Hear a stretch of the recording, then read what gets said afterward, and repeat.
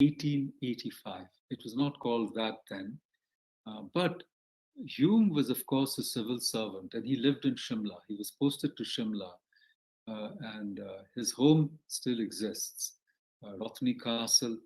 I'm going to talk about Hume for just a moment. Hume was the collector of Etawah when the Great Revolt of 57 broke out. And he helped to suppress it, of course, but then he also mitigated the revenge that the East India Company took on the rebels. His record in Madhya Pradesh, where he was Etawah, these are areas, border of what is currently UP and Madhya Pradesh. Jhansi is in Uttar Pradesh. So that is the area that he was posted in. And his accounts of those times are of extraordinary importance.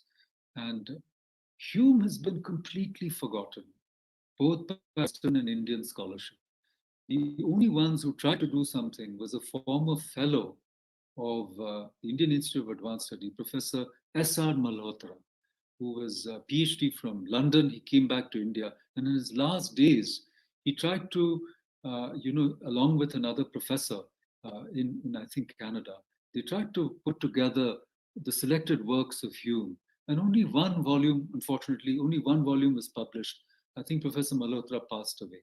And the first volume is not of that much interest to us because it's all the colonial records of that time and his contributions to administration. But the thing about Indology and Hume's contribution to Indology is not just that he founded the Congress, not just that he helped Indians who wanted to struggle for more powers throughout his life, even after going back to London, but he was a theosophist for a brief while. So Madame Blavatsky came to Shimla and materialized objects, which was later, in a sense, denounced by Hume himself. He stopped being a theosophist after a while. But it was a very important moment of India's reappraisal. Annie Besant was a theosophist, and the reconstruction of Indian civilization, even of Buddhism, in all of this, theosophy played a huge role. Dharmapala, who was a great reviver of Buddhism in Sri Lanka, he was helped by the Theosophical Society tremendously. They set up a unit in Sri Lanka. So, and of course, Swami Vivekananda's visit to the Parliament of Religions. Now, all of that is deeply interconnected. I don't think Vivekananda came to Shimla, though. Now, Hume was the greatest ornithologist. He studied birds that British India had produced. He was called the Pope of ornithology. So whatever we know about Indian birds today, Salim Ali and all, they came in the wake of Hume. And right here in Shimla, his home had been turned into a museum. He had collected bird species and eggs from all over India. Later, he stopped killing birds to stuff them because he became vegetarian. But Hume was an extraordinary person. And this entire collection was then donated to the British Museum, which was one unit then. Now it's the British Museum of Natural History, is a separate museum now. But you can go there today and see that the maximum single donation of specimens in that museum, the largest single donation has come from Alan Octavian Hume. Later, he became somebody who studied the flora and fauna of India, and his whole house was like a greenhouse in a museum. So, Indology is also the understanding of, if you read Kalidasa, it's full of descriptions of Indian birds, flora, fauna, plants, the Meghadutam. So, Indology is also all of this. And we can't forget all the Westerners who helped understand the vast subcontinent that was India.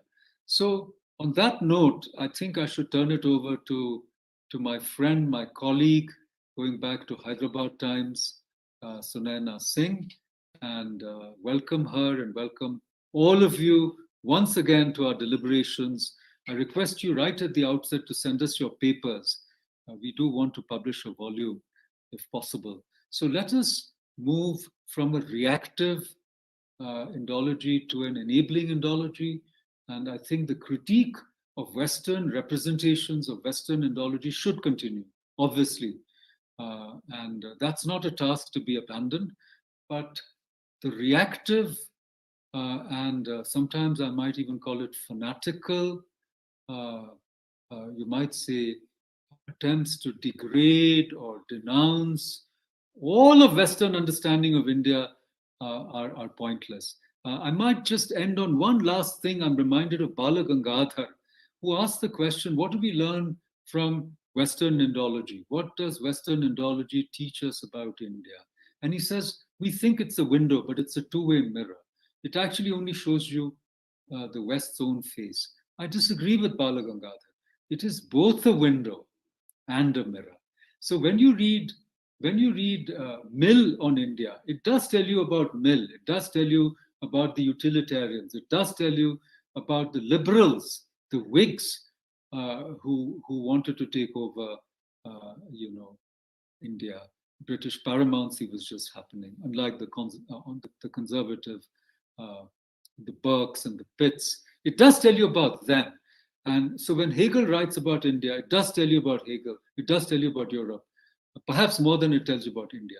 But 100 other scholars, when they write about India, it also tells you about India. And that knowledge is worthwhile. Thank you so much. I'm going to mute and turn it over to Sunena ji. Go ahead.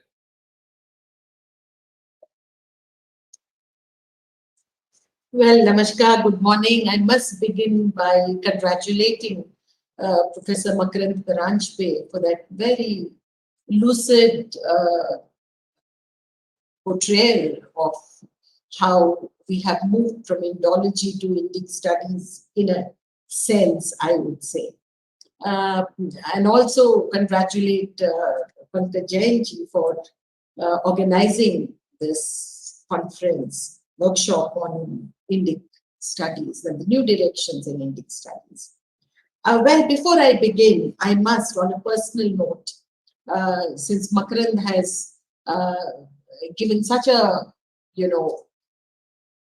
a good introduction of most of us here, we go back a long way, and in Hyderabad and ASRC, and our research as students of literature, where there were no silos between philosophy, sociology, psychology, and we had lengthy discussions on how literature must evolve in India, particularly keeping the Indic perspective in mind.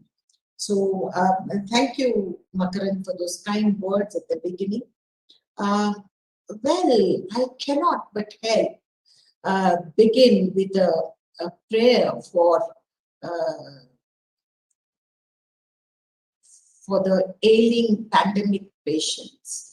During these raging pandemic times, these are desperate and bleak times. And I think it's very important for us to be optimistic in these days, and also hold on to our resilience, which is part of the Indian ethos. It's part of the Indian reflective tradition and wisdom.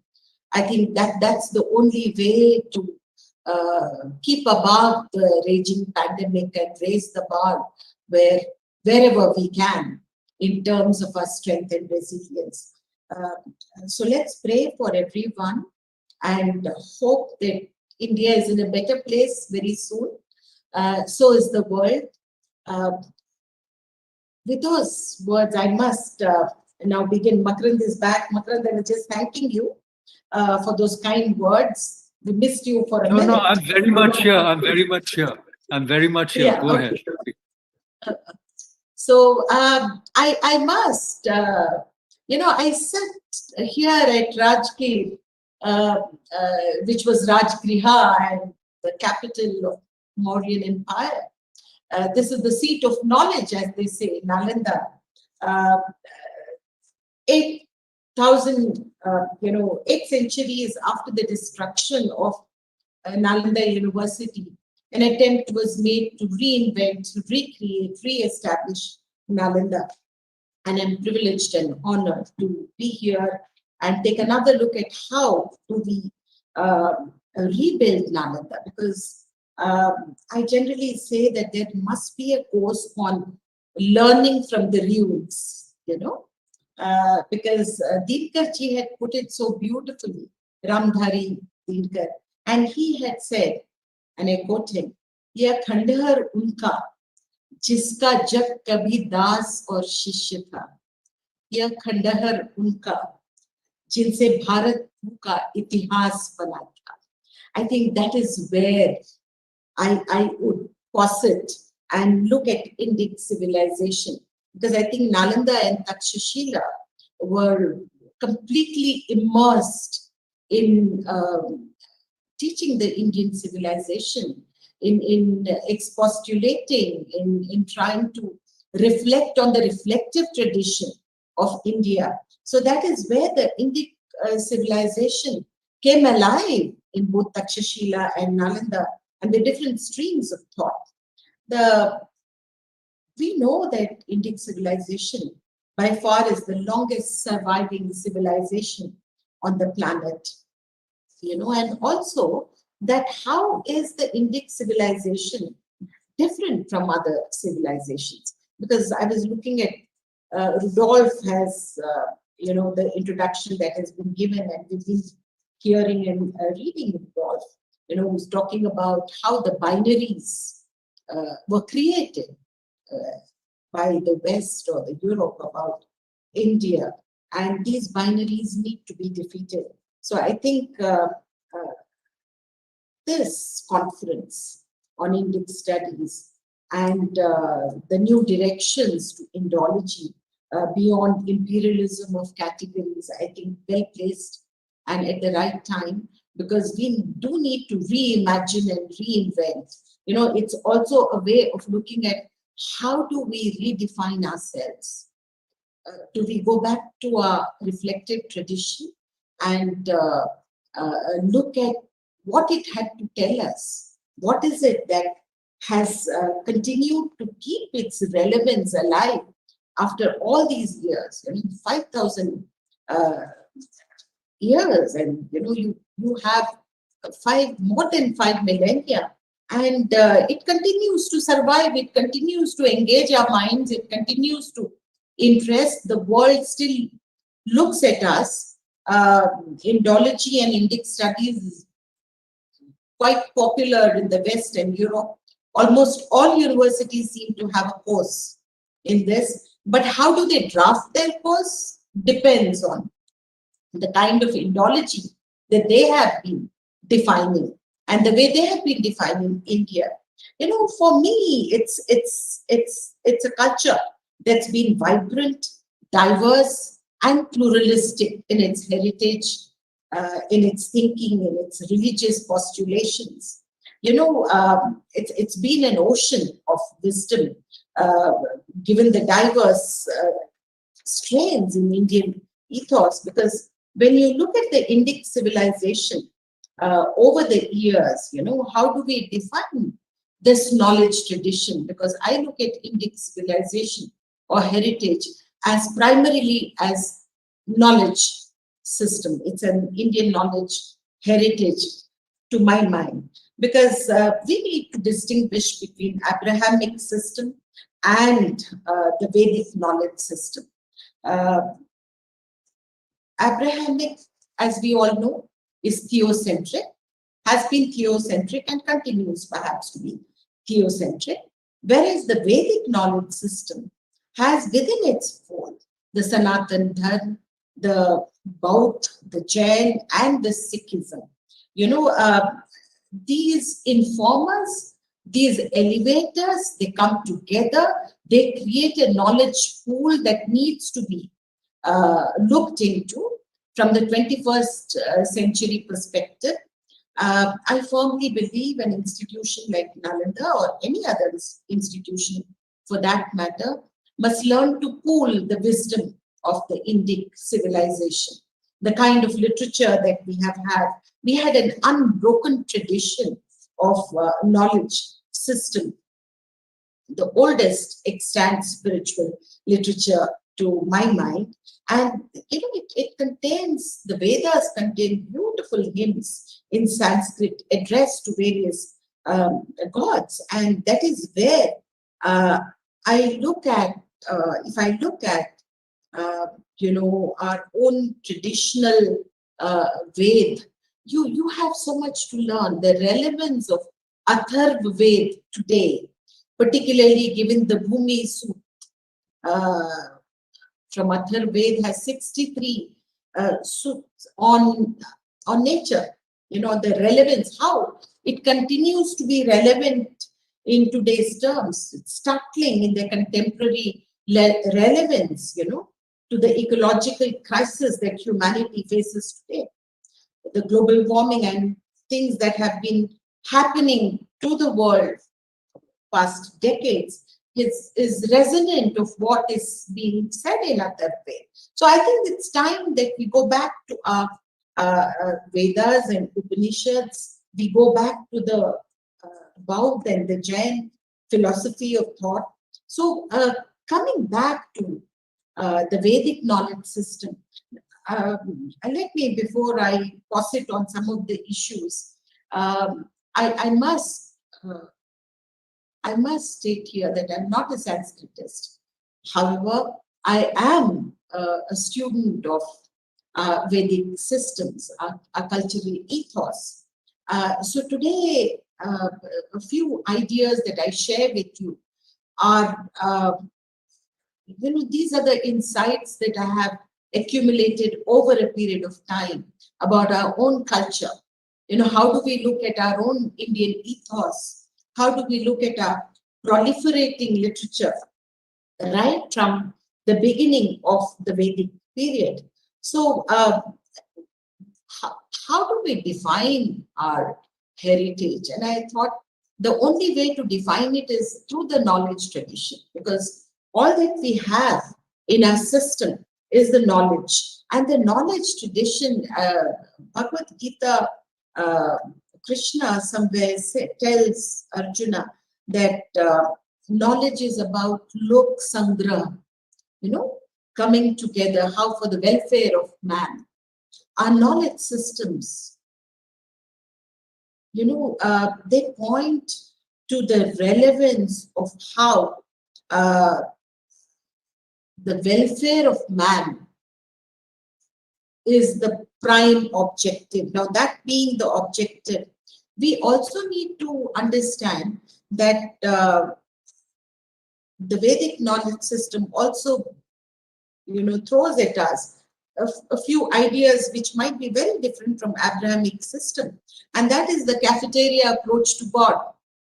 That's another thing that Indic civilization tells us, because there are 33 categories of force of nature, and the God, the polytheistic representation is that each energy force is depicted by a God. And so we learn from nature. We are grounded here in many, many ways, and we look at how that itself was developed through Upanishads, which is, I think, the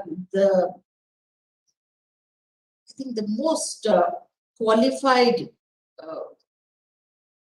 text, if I may say that, about Upanishad, where it is about the discussions between the student and teacher. I say that because most of us come from the academic field, and it's important to recognize that discussions and debates, the Tark Shastra, Bhartrihari has written a lot about Tark and Kutark in his Shastra. So very important that we understand where we come from and how we need to reimagine this in different ways.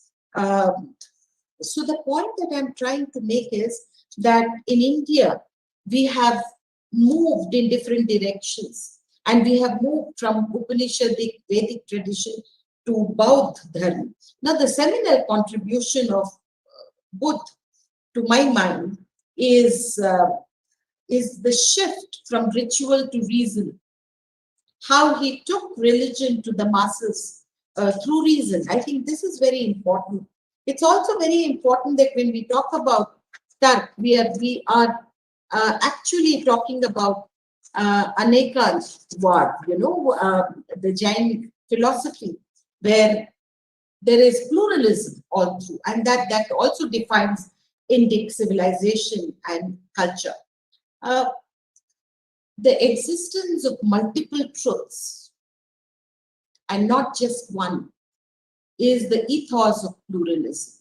And I think that has been indicated by many of the ontological studies on Indic civilization. It's also important to remind ourselves that the Indic civilization has contributed to the world its rich, vibrant, wise heritage coming through long corridors of history. And this is where truth also becomes very relevant because it is dialogic, it is pluralistic, and that is where I think our Bhagavad Puran speaks about how the knowledge tradition is based on duty and responsibility. That is the truth of Purusharth, because man is defined as a being who is situated in his Purusharth, through his domain of Purusharth. I think this is a very important thing because man's relationship with God is through dharma, through his duties. So this plays a very important role in how we look at Indic studies today, because it represents truth in many forms, in many narratives. It's important to look at Vibhuti Yoga, chapter 10 of Bhagavad Gita again, which beautifully describes the divine presence, that how truth manifests in multiple ways. So the learnings from the Indic ethos per se is diverse, is pluralistic. How do we reimagine Indic studies and Indic ethos in our academic curricula? I think that's how I would like to look at this conference. How do we redefine it in our institutional mechanism? Is to present the collective wisdom of Indic ethos in its diverse forms. How do we pool these ideas? I think it's very important that in India, the civilization, the learning, the knowledge tradition was not utilitarian in its concept. Books were read, philosophies were read. मुझे तो लगता है कि वो नहीं करेगा. To understand them, not to be used in a context or to be used for a purpose.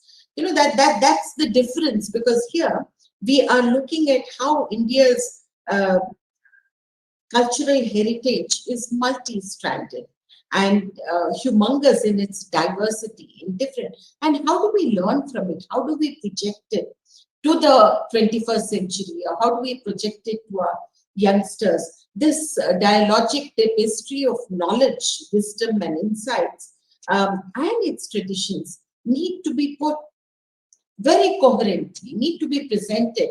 I think it's important that we look at texts like Bhagavad Gita, the principles of our Vedic tradition. We look at our Upanishads, we look at our mythology. These have played a very important role. And also the oral culture, how knowledge was taken through Katha tradition, through performance tradition, down to the villages, to the commoners, to the so-called, because in India there was no uneducated or illiterate persona. They were all, educated in mythology, in logic, in mathematics, in philosophy, in different ways. And it did not come through books, through the the modes that we look at today. It was also through katha, it was also through dance form, through music. So the knowledge tradition, in other words, is so rich that we need to look at it a little differently today and put it coherently for our youngsters to learn from. This conference therefore acquires preeminence to my mind because be it Flame University or be it Harvard or Columbia or Princeton or Nalanda, we need to look at how do we define Indology in today's terms. Do we go by Macaulay and the number of critics that we have over a period of time, because right from Macaulay to Hegel to James Mill to Louis Renaud, who also looked at us as being ritualistic or mystical idealist in many ways. Vincent Smith, to name some of the critics who put Indic ethos down in many ways. And do we also look at scholars, right from Aurobindo, who has been mentioned by my friend a number of times, and Aurobindo has looked at India has not looked at India from the prism of the West. He was trying to define and look at India from its ethos. How do we look at the reality of Indic ethos per se? That was his view of the Indic studies. And to the faculty around who may be teaching Indic studies, I would strongly postulate that we look at our cultural history. Cultural history of India could also, not just going by the knowledge tradition, but how has culture evolved over a period of time, from the oral traditions to moving into the Western way of learning. Most of us are defined by the Western way of learning. So how do we reinvent ourselves? How do institutions look at Indic studies? How do we look at our own culture? How do we redefine it? How do we choose from our way and teach it in different ways? Because India is seen as a knowledge society. Here, knowledge is not power. Knowledge here is duty. It's also a kind of responsibility. It is defined through our purusharth. It is defined through our dharma. So dharma plays a very important role, and the different strands of Indic civilization will lead us to a new pathway if we learn to reimagine Indic studies. I think it's important. We need to choose and select. I would say that we keep away from definitions which have harmed the very Indian identity and ethos, Indian philosophy, and we learn to redefine. We create a new set of scholars who will learn to redefine it in terms of Indian ethos, in terms of, in its originality, in its authenticity. We evolved scholars who are a combination of Sanskritist as well as a rational thinking that the West seem to be giving us. So we need a combination here, where philosophies merge into each other, and there's a learning that is situated, that is positioned in our own history. The history of religion is very important because religion also plays a very different role in India. It's very different from spiritualism. So when we talk about knowledge traditions, we are talking by and large about the spiritual ethos. I think that's very important. And I would strongly recommend that institutions pool their wisdom, the reflective tradition of India. How do we create new courses? How do we audit our existing courses? I think this is very important. Otherwise, learning will never happen. The younger generation will be bereft of the knowledge of the ancient tradition. I think it's important to highlight, to refocus, to reimagine, and to channelize the knowledge in different directions, and probably come back to its performance traditions as well. Look at how institutions can merge different traditions and create a new ethos out of it, while keeping with the identity of the Indian ethos. These were some of the reflections that I had on how we can take another look at Indic civilization. I will leave it to the experts now. I do not claim any expertise in the area, barring being a patriot and a devotee of Hindu culture, I would say. Nalanda itself is on the verge of starting a course on Hindu and Vedic traditions, studies, and we have been looking at it very closely. We have experts who are helping us to formulate courses, and I have made it very clear that I do not want a course that takes away from the originality, from the authenticity of our texts. I am not interested in theorizing Indic civilizations. I'm not really very keen on looking at what the West had to tell us about us. I would rather look at ourselves, with a clear understanding, and reread the text. I think this is very important. We need to reread our texts. We need to reinterpret them in 21st century context, in the changing scenario, changing times. And I think India will be able to offer to the world a new worldview of what Indian knowledge tradition has been. I think this should be our objective. Let's pool all our wisdom, our reflective tradition, and redraft and reimagine. With these few words, I wish the conference well. I look forward to listening to some speakers at least while I'm at work. It would be an honor to listen to some of the distinguished speakers here. My best wishes to both Professor Makran Paranjpe and Professor Jain. And I can see a lot of friends there.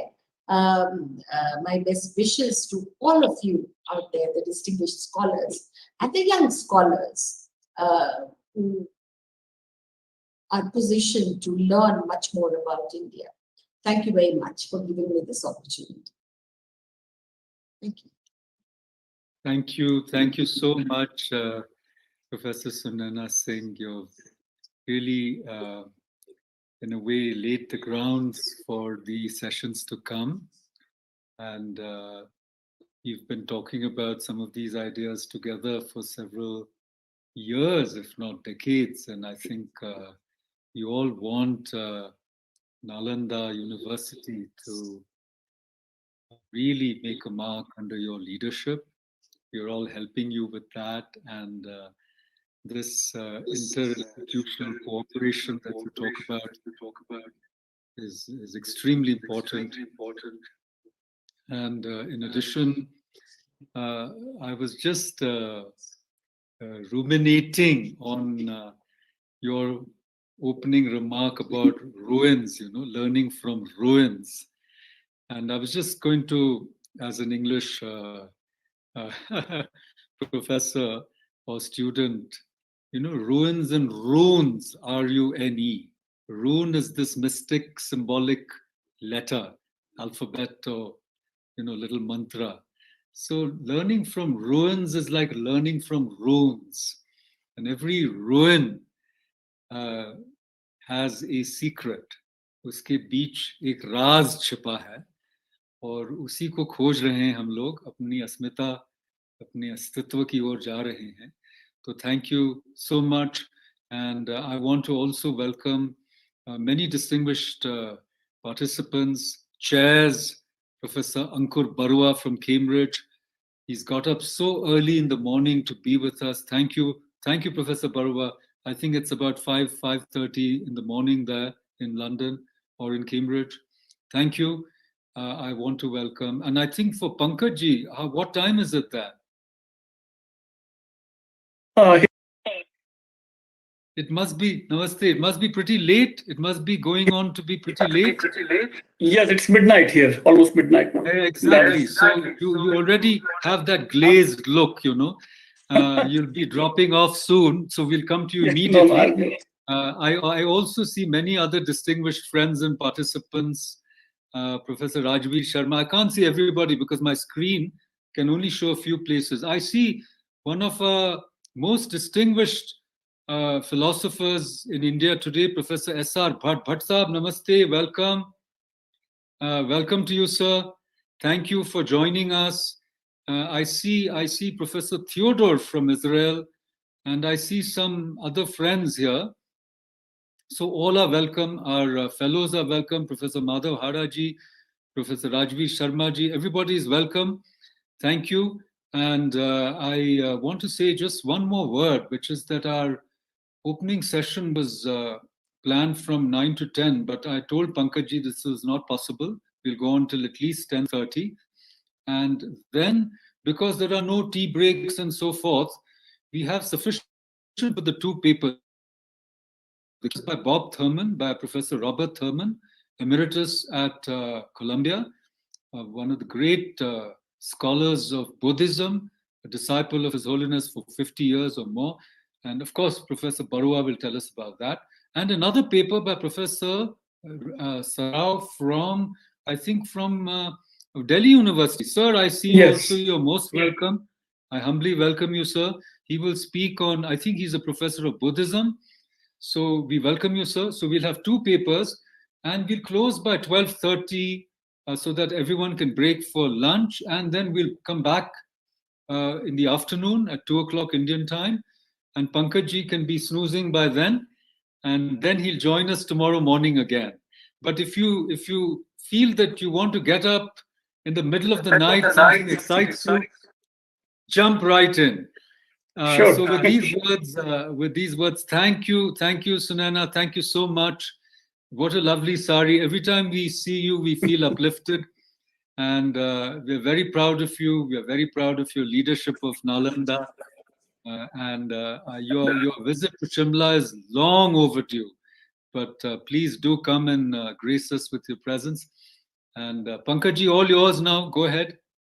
And about 10:30, we will turn it over to Professor Barua. Go ahead. I'm muting myself, blocking my video. Right. In the interest of time, I'll be really, really short. Just, I guess, I want to share that quotation by Professor Suzanne Rudolph, whose name has been mentioned by both Professor Paranjpe and Professor Singh. But before that, I would like to also touch upon my own personal interactions with Professor Paranjpe and Professor Pune Singh ji.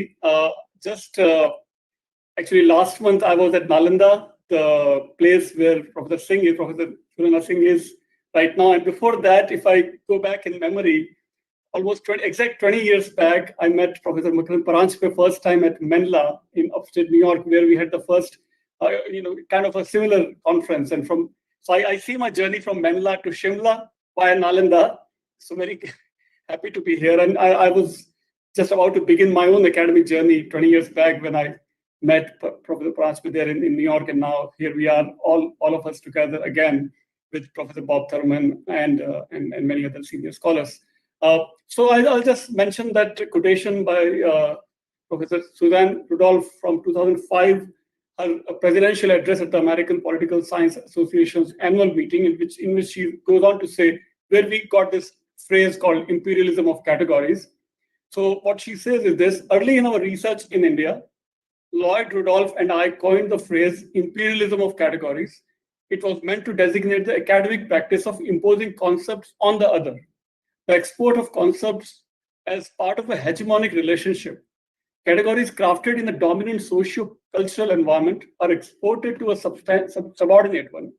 The imperialism of categories entails an unself-conscious parochialism of categories. Scholars from a dominant culture, sometimes called the center, travel to a distant and lesser place, sometimes called the periphery, where they apply so-called universal concepts. The trouble is that the concepts have been fashioned out of the center. So, for example, the East is fatalist, says Max Weber. The West, agentic. The non-West conveys status by birth, says Talcott Parsons. The West, by achievement. The non-West is childlike, says John Stuart Mill. The West, mature. Dominant peoples use ideal types and stereotypes to control the dominated by ranking and creating cultural social registers. So this was where we got this phrase of imperialism of categories that became the theme of this conference, and many other conferences that we envision will be doing more conferences like this with all of your support and cooperation. So Rudolph noted that the 21st century's globalization has remained grounded in Euro-American knowledge systems based in Greco-Roman civilizations and Abrahamic religions, including Christianity, Judaism, and Islam. Knowledge systems inspired by Indic civilization have a great deal to contribute globally, but are not adequately included in Western academia or even India's own academia, even today, which is, we have to change that education system, not only in the West, but also in India, to have more Indic civilizational concepts and theories. So the current study of Indic civilization and religions is mostly Western theories, perspectives, and methods. This raises a critical question. How can we present academically, like Professor Singh was also hinting at, how Indic civilization can be presented and taught from Indic categories, Hindu categories, and Indic categories, broadly speaking. So why we want to do this? Because I think the knowledge traditions of Indic civilizations can really contribute to global renaissance, not just, we had that European renaissance 4 or 5 centuries ago, but what about a global renaissance in which we can pluralize the globalization process by ensuring inclusivity of Indic civilization and traditions, globalize and pluralize the education systems by addressing the lack of Indic civilization information in K-12 textbooks and syllabi, develop a theoretical understanding of Indic contributions to other civilizations, particularly economies and cultures through the Silk Route, Buddhism, colonialism, and the contemporary IT industry, to name a few, and provide solutions and alternatives to global issues such as environmental concerns, attitudes towards religious diversity, gerontology, psychology, and healthcare. So these are some of the objectives why we want to promote more study of more Indic civilization from Indic perspective, which is still lacking, surprisingly, even in India. And I think I'm aware of probably just 1 or 2 more such departments or initiatives, even in India, where Indic study is actually taught. So Flame University is launching the Center of Indic, Flame Center of Indic Studies, hopefully soon with this conference, and hopefully more such centers, including at Nalanda and elsewhere. We have to all promote each other, support each other, and have more students take actual study of India more seriously. Students should go to Nalanda, should go to Shimla, should go to Hampi, should go to Ajanta Ellora, should go to Dilwara Mandir, should go to so many hundreds of places. My own life, I've been, as I mentioned, in the last 20 years, 30 years now. Now I can fully call myself an Indian because I've been to Nalanda now just last month. I've been to Bodh Gaya now last month, just before the second wave hit us. So just like I have been a lifelong student, and many of us have been lifelong students of India, not just textually, but contextually, by actually going to these great places like Professor Singh hinted, the learning from ruins and so on. We all have to inspire more students to actually take Indian studies, Indic studies, Indian civilization studies more seriously, not just textually, but contextually go and immerse ourselves into Indian civilization. So at Flame University, we do have a program called DIP, which is Discover India Project, where we actually, before the pandemic at least, we were sending students all across India and work with the local communities, Maldhari communities such as at the Gir forest or Bishnoi community in Rajasthan. That learning is the most, I think, important, one of the most important ways to study, to learn from India. That's what we have to promote, not just, of course, not just philosophically or theoretically, but but by immersing students in Indian civilization, a thriving civilization for thousands of years, and hopefully, for many, many millennia to come. With these words, I think I'll stop here. And time is also almost 10:30 Indian time, and here almost, it's freedom at midnight. It's exactly midnight in Dallas now. So welcome, Professor Ankur Barua from Cambridge. And you accepted our invitation, instantly. We're all very grateful for all the great scholars that have agreed to share their insights, share their time, and welcome, Professor Barua. The Buddhism panel. Thank you, Professor Jain. Thank you so much for burning the midnight oil Yes. for the sake of Indology. And without further ado, Professor Barua, all yours. We'll go on till about 12:30. Thank you. Thank you.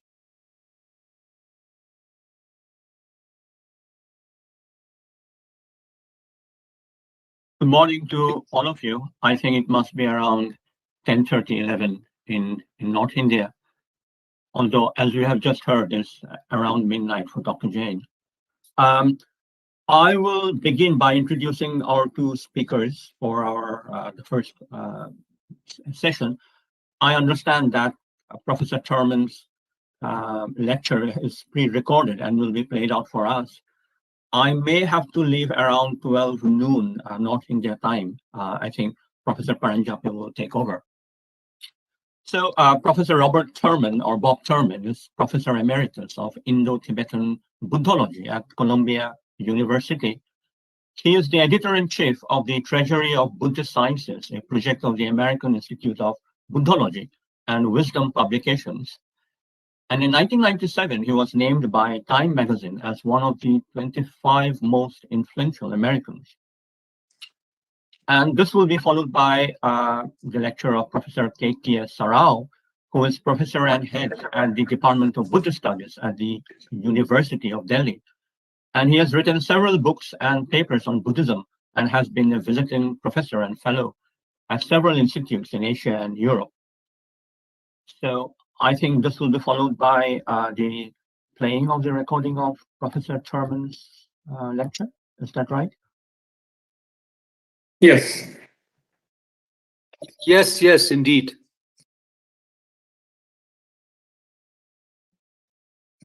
I think we should. Are you, Professor Barua? Do you want to say anything else, or shall we play the recording now? I think if you play the recording now, I will say something at the end of it. Perfect.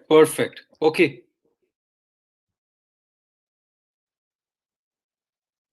So, greetings. Hello, everyone. And Pankaj, thank you so much for inviting me to join your conference. And I'm very happy to record a statement on Sanskrit Buddhism. I decided to give the title. And I'm here in my home in the Catskills. I'm an emeritus professor at Columbia. You may have already introduced me. And I'm a Padma Shri from the year 2020, which I'm very, very honored by, and from the President of India. And I'm very sad about the current situation in your land, which I feel is sort of like my second homeland, just informally. And I went there first in 1990, and I've always had a strong feeling about Mother India, about Mahabharata. So anyway, the term Sanskrit Buddhism is a term of His Holiness the Dalai Lama's as a way of distinguishing Indian Mahayana Buddhism and Tibetan Mahayana Buddhism from the Theravada Buddhism of Sri Lanka and of India also, which was in the Pali language. The scriptures are in the Pali language, which is theory is that it's derived, as many of you probably know, from the Ardha Magadhi spoken dialect. I'm talking to you today. Thank you very much for inviting me. Thanks to Pankaj especially for inviting me. And I'm very happy to share with you the Sanskrit Buddhism. It's a brief talk on Sanskrit, what I call Sanskrit Buddhism. And in calling that Mahayana, Indian Mahayana Buddhism, Sanskrit Buddhism, I am following the usage of His Holiness the Dalai Lama, who refers to Mahayana Indian Buddhism like that, to distinguish it from Nikaya Buddhism or Theravada Buddhism or Mahasangika Buddhism, the basically what I call individual vehicle Buddhism, and Mahayana I call universal vehicle Buddhism. So the Sanskrit Buddhism refers to that. And the Mahayana literature itself is subdivided in the Indian and Tibetan traditions into what's called the Paramita Yana, or exoteric Mahayana, and then the Vajrayana or Tantrayana, which is the esoteric Mahayana. Although it's called Yana, it's not really it's part of the Mahayana, just the esoteric part of it, in the way they understand it. And the main body of Sanskrit Buddhism, unfortunately, the literature or scripture of Sanskrit Buddhism, is not any longer in Sanskrit, unfortunately.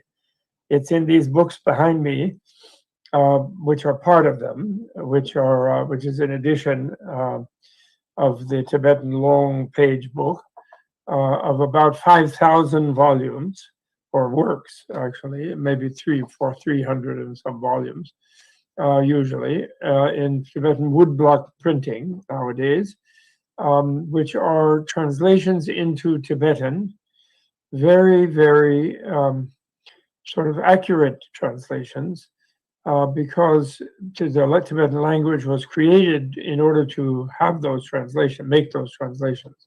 So it's very close in grammar and everything to Sanskrit. And although the words are different, but they very much fit with specific Sanskrit according to a concordance, or various concordances that the Sanskrit pundits and Tibetan translators who worked together for about 4 centuries to translate the literature of the Nalanda University Library, Vikramashila, Vallabhi, etc., many different Indian Buddhist monastic universities that existed in India in the classical period. And so that's the main version. About 10% of that volume of literature we have found, and occasionally they pop up more, around 10 to 15% of that literature we find a Sanskrit manuscript, perhaps from Nepal or from Tibet, or from some library, a Jain library, perhaps in India or somewhere. Occasionally a new one gets discovered. And great Indian professors in the 19th and 20th centuries did a lot of work. People like Jayaswal, the Jayaswal Institute in Patna and other places. They brought back some from Tibet. But it's anyway huge literature. It's kind of a lost literature for Sanskrit. And it has been my pleasure and privilege to work with that literature and help create it. The Indian government and institutions such as the Central Institute of Higher Tibetan Studies, founded 30, 40, 50 years ago, they slowly were translating back into Sanskrit some of the important works at a rather slow pace, but they did some of them. And nowadays, that's the Central University of Tibetan Studies. They still continue that and publish works in their journal and so on. And and there are various movements afoot in Patna and perhaps in Andhra Pradesh to try to really implement this where it happens more rapidly.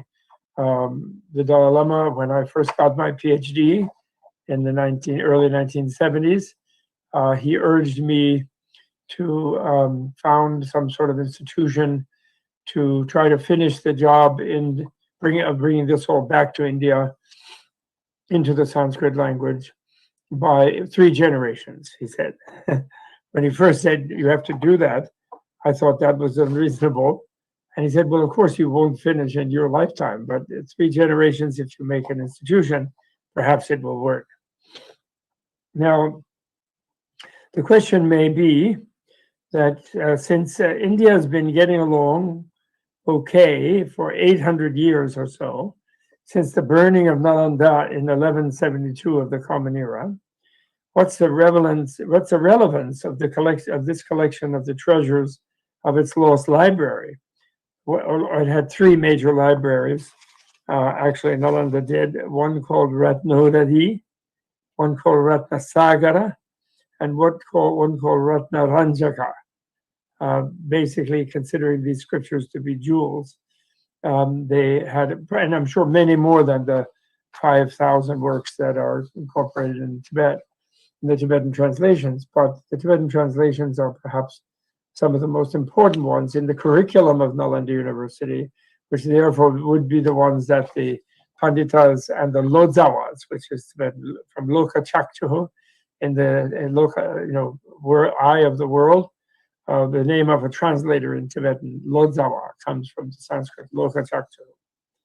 And so the 9-story tall Ratnodadi library, the mountain of whose palm leaf manuscripts took something like 6 months to burn fully, when the gentleman, the military army burned it in 1172. Here I refer to the distinguished Agra University. Now, just to answer that question of what's the relevance of the collection for Indian civilization's self-understanding, scholarly-wise, and here let me mute that in case any more emails are out. Here I refer to a wonderful thing I discovered years and years ago. The distinguished Agra University scholar, philosopher, who incidentally was the grandfather of our beloved late Kapila Vatsyayana, who many of you some may know, who sadly but recently passed away. His name Dharmendranath Shastri, wonderful scholar, and he wrote a book which was very helpful to me personally in my studies in the old days, called Critique of Indian Realism, a masterful study of the Nyaya Vaisheshika systems from the Sutrakaras in the 4th century before the Common Era, all the way to the great Udayana of the Navya Nyaya, very, very late, very, very late. And in his dedicatory Parampara, he has a name that is very hard to spell in Sanskrit, Sherbatsky, Theodore, or he just says Sherbatskaya. He puts it in the dative case in Sanskrit because he's going Namaha, in his Parampara, and writing in Devanagari script. And that's STCH, that B, and then TSK. So that kind of consonant cluster is hard to write in Sanskrit. So when I first saw it, I thought, what is that? What kind of Indian name is that? And but it's a Russian name, of course. And he was a great Russian scholar of the late 19th, early 20th centuries. And he wrote a famous book in English called Buddhist Logic, 2 volumes, which for the first time introduced to modern European philosophers and Indian and English reading philosophers the great works of Dignaga and Dharmakirti in the 5th and 6th centuries. And others, there are quite a number of other such writers. So these were residents of Nalanda Monastic University. And they were great logicians and epistemologists, and very seminal ones. And Professor Shastri then, in his introduction, preface, he tells the story of how his work, the works of Dignaga and Dharmakirti, as introduced to him by the Russian scholar, initially in English, Sherbatsky, although some of their works do still exist in Sanskrit. Pramana Vartika of Dharmakirti is very well known, and Abhidharma, Pramana Samuchaya is well known in, although it's not maybe complete, the Sanskrit manuscript of Pramana Samuchaya, but Pramana Vartika is. And so he was able to read those texts, of course, but that were introduced to him by Sherbatsky in English. And anyway, he tells the story of how it was like a golden key that he used to unlock the door of mystery, what he was mystified about, which revealed the connection between the 4th century before the Common Era Sutrakaras, Akshapada, and Udyotakara of the Vaisheshika Sutra and the Nyaya Sutra, and then connecting it to the great commentators such as Prashastapada, Udyotakara, and so on, who are many, many centuries later, almost 1,000 years later, actually, 6th century of the Common Era. And then Prashastapada and Udyotakara are debating arguments that he didn't know how to decipher, because he didn't know who they were debating with in their commentaries of the Suttakara. And he said that it wasn't until through Shavatsky he discovered the Buddhist logicians and the Buddhist epistemologists and the Buddhist realists, you could say, especially Dignaga and Dharmakirti, somewhat also Vasubandhu Asanga, who in the 5th century, and who was Vasubandhu was perhaps the grand teacher of Dignaga. And so he writes about them thanking Shavatsky for introducing that. And he mentions, actually, he takes trouble in that preface to mention that before he found that, he was really having a problem. And he went to the Sanskrit Vidyalayas in Banaras, Varanasi, in Calcutta, in Mumbai, wherever he found great pundits. And he tried to query them about this gap of 1,000-year gap, really, between Suddhakaras and the great commentary Shastra writers. And no one could really solve the problem for him, because the greatest pundits themselves did not at that time know the work of the Buddhist scholars, because although there were Sanskrit manuscripts of some of their major works, maybe not all of their works, they were not well known, they were not well studied, and it was, since they were Buddhists and Buddhists were gone, they didn't know about them. So it's a marvelous, I loved it myself. I took it to my Sanskrit professor at Harvard, who was wondering why I was so interested in Buddhism and also in Sanskrit, and he thought maybe I should switch to study the Puranas or something. And the Vedas, particularly, he thought I would enjoy the Vedas, and I did enjoy them. But I'm interested in Sanskrit Buddhism, obviously. So another clue comes from another American scholar named Walter Eugene Clark, who was Professor Ingalls, my guru, Sanskrit guru at Harvard. He was his teacher up through the 40s. And he actually was the president of the American Oriental Society in the year 1947. And he gave a presidential address. And I couldn't find my old copy of that, and I couldn't find it online. But it was a very signal, important document in American and European Indian studies.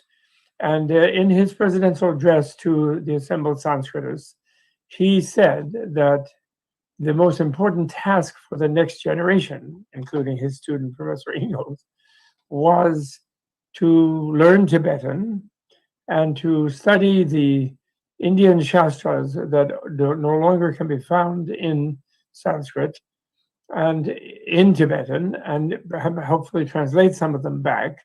And in every stream, in the Vedanta stream of the Darshanas, for example, also in poetics, kavya and things, in every stream of Indian classical civilization, there's this gap between seminal events that happen around Buddha's time, Upanishadic time, the reign of the Takshila, the great Takshila monastery, university in northwest India at that time, northwest Bharata at that time, and then there's a long gap in all of the different strands, of the darshanas and so on, where before major commentarial and debate and things come up, and when the debates do come up, the big debatant, the other side, the opposition party, so to speak, are the Buddhists often. There's an intra-darshana debates, of course, as well, and debates between different Vedantic commentators and so on, but about the way of interpreting Brahma Sutra and whatever it is. But basically between the basic sutras and the elaborated people, there's this big gap. And what is the gap, according to Clark's researchers at the time? It is that the great Brahmin scholars and some and great scholars from other castes during that long period were mostly in Buddhist monastic universities or engaged in Buddhist things, because the Indian kings were not supporting big academies kind of thing. And the Buddhist Sangha was a major, as from the time of Ashoka on especially, was a major institution. And that's where the sort of university sort of style type, pluralistic, multi-class or multi-caste education, minds were gathering, and they were writing in the veins like that, although they were not all Buddhists, because those universities also taught lay people and also taught people. They didn't, in those ancient days, they didn't really use the word Buddhism, Bauddha, that much. They used the Adhyatmika was one term, Nangba, as the Tibetans also still use that phrase, Nangba, an insider or an inner scientist, and then Sangha, they referred to the Buddhist community as Sangha, and Vihara, the Sangha Vihara with the monasteries and the universities. So the word Bauddha doesn't really come until quite later. But in that period, 400, 500 or so BCE to 400 or 500 CE, the learning and a lot of the writing and a lot of the development of thought is taking place in the Buddhist monastic universities. And that gap is a big gap in India's self-understanding. That was Clarke's thesis, basically. And actually, he had some personality differences with his primary student, his superior student, who was Daniel Ingalls, who was my teacher, because somehow Ingalls didn't completely agree with Clarke's view, and he precisely did not focus on Buddhist studies, Sanskrit Buddhist studies, and he, even a student such as me, who came already from a Tibetan interested side, he tried to encourage me to read non-Buddhist writings more. And he even once said to me, "How can you stand always in that Buddhist literature? They were such a bunch of damn goodies," he said. He said, so I said, "Well, Dan, although they may have been goodies, if you met one at night on the dark street or somewhere or in the wilderness, you would like to meet a goody, not a baddie," I said. And he laughed.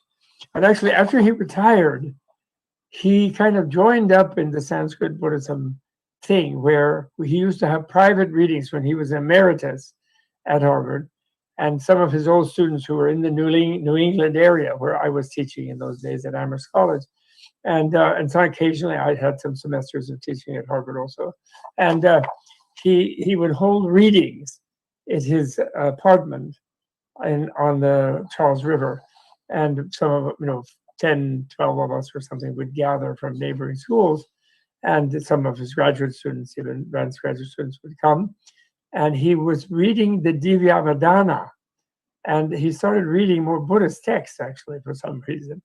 And when he read them, he would sparkle with the beauty, I'll never forget the first one where I was particularly astonished. And then I made sure to go every time after that, where he read he was reading in the Ashokavadana section of the Divyavadana. And it's where the Buddha meets Ashoka in a previous life of Ashoka, Shakyamuni does, as a little kid. And the little kid is playing in a sandbox. And so I won't tell the whole story, but he meets that. But anyway, there's a passage in the text where the Buddha puts his foot on the threshold of the city where the previous life of Ashoka, according to the Abhidhamma, was living.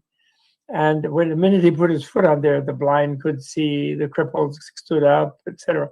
And the light rays came out of his teeth, when he smiled. And it really, almost like a Bhakti literature from the Divya Avadana in Sanskrit. Really, really amazing. And the way that Professor Ingalls would light up when his imagination going with the Sanskrit to sort of see it as a vision, as a fantasy, perhaps, if you will, or a vision. He really liked it, so he would continue reading that eventually.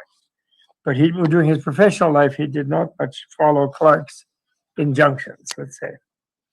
So I have about this treasury of Sanskrit Buddhism in Tibetan language, with Sanskrit-derived Tibetan language. I have an analogy for Indian scholars today who may wonder if it really is that important. And my analogy is Indiana Jones. Being American, I refer to Indiana Jones, the movie character. And Indiana Jones is walking around in Ethiopia looking to find some artifact to make money as a dealer, right, as an art finder. And he falls in a hole somewhere, and defies death, the way it does. And then he finds himself in an underground enormous library with many, many volumes and in Ethiopic language, along with some dictionaries and concordances and reference works. And then after some investigation, he robs a couple of copies and he runs off somewhere and has them evaluated. And then it becomes known that this is a complete set of translations of the most important works, all of them, of the Library of Alexandria, which was burnt in the 3rd century, as you know, by Clement, the Bishop Clement of Alexandria, who was a fanatic and who didn't like classical learning. That burning then reduced the number of codices, as they call them, of the ancient classical Mediterranean world in Aramaic, Greek, and Latin. It reduced them to only around 30,000 different copies, and whereas 30,000 different works or something, according to what's his name? I'm sorry, the Oxford scholar, a friend of mine, but I just can't remember his name right now. But according to him, and whereas of course the Indian literature in itself is millions of books, and the libraries of Nalanda and other such monasteries must have been in the hundreds of thousands. And so it's like that. Then in the Western Mediterranean, Euro-American sort of type scholars would just flip out over that, and there'd be a huge government thing and big, huge grants, and lots of people learning to translate the works, and they would do a bang-up job of recovering the larger volume of the works of the Library of Alexandria within 2 decades, I'm sure, and by putting huge manpower and funding and effort into it. So this Conjure and Tenjur collections of translations from Sanskrit, mostly some Apabhransha, some dialect, Prakrit languages, but mostly Sanskrit, almost entirely Sanskrit. This would create a huge literature that would fill the gap during the ascendancy of the Buddhist monastic universities, which you could count as almost 1,000 years, maybe 800 years or something. So it would really enrich the picture of like where bhakti came from, where different things like, Shankara, Gaudapada, you have the little clues like Gaudapada, for example, in his Mandukya Karika commentary, Mandukya Upanishad commentary, Mandukya Karika, he salutes in his parampara Buddha as well as, Badarayana and others. And in his elaboration of Vedanta, and he supposedly is the grand teacher of Shankara, some generations before him. And but no one knows the writing of the great, Buddha Palita. We know about Nagarjuna, but other Baba Viveka and people like that who wrote amazing works in Sanskrit. Great, they were all Brahmins and well educated before they became Buddhist monks or Buddhist professors, and they wrote extraordinary works. So that's that analogy, and so that's what you have, and it's something that I hope in my emeritus years to put a lot of effort in, to spend time in India, and to hopefully with young Indian scholars and Tibetan scholars and people from Japan, China, from all over the world, to really try to restore into the modern languages, of course, but also into Sanskrit and Telugu and Tamil and these languages, so that the Indian education system and cultural scholarly system has access to its own treasures, actually. This actually fits with, so in a way, it's adding a lost half. Again, now I want to refer also to my my dear friend, again late, sadly, Lalmani Joshi, who was the director of the Guru Gobind Singh World Religion Center in Patiala University for many years. And then he was shifting to Varanasi at one point, but sadly died on the way, many now 20, 30 years ago, but in the prime of his life and his career.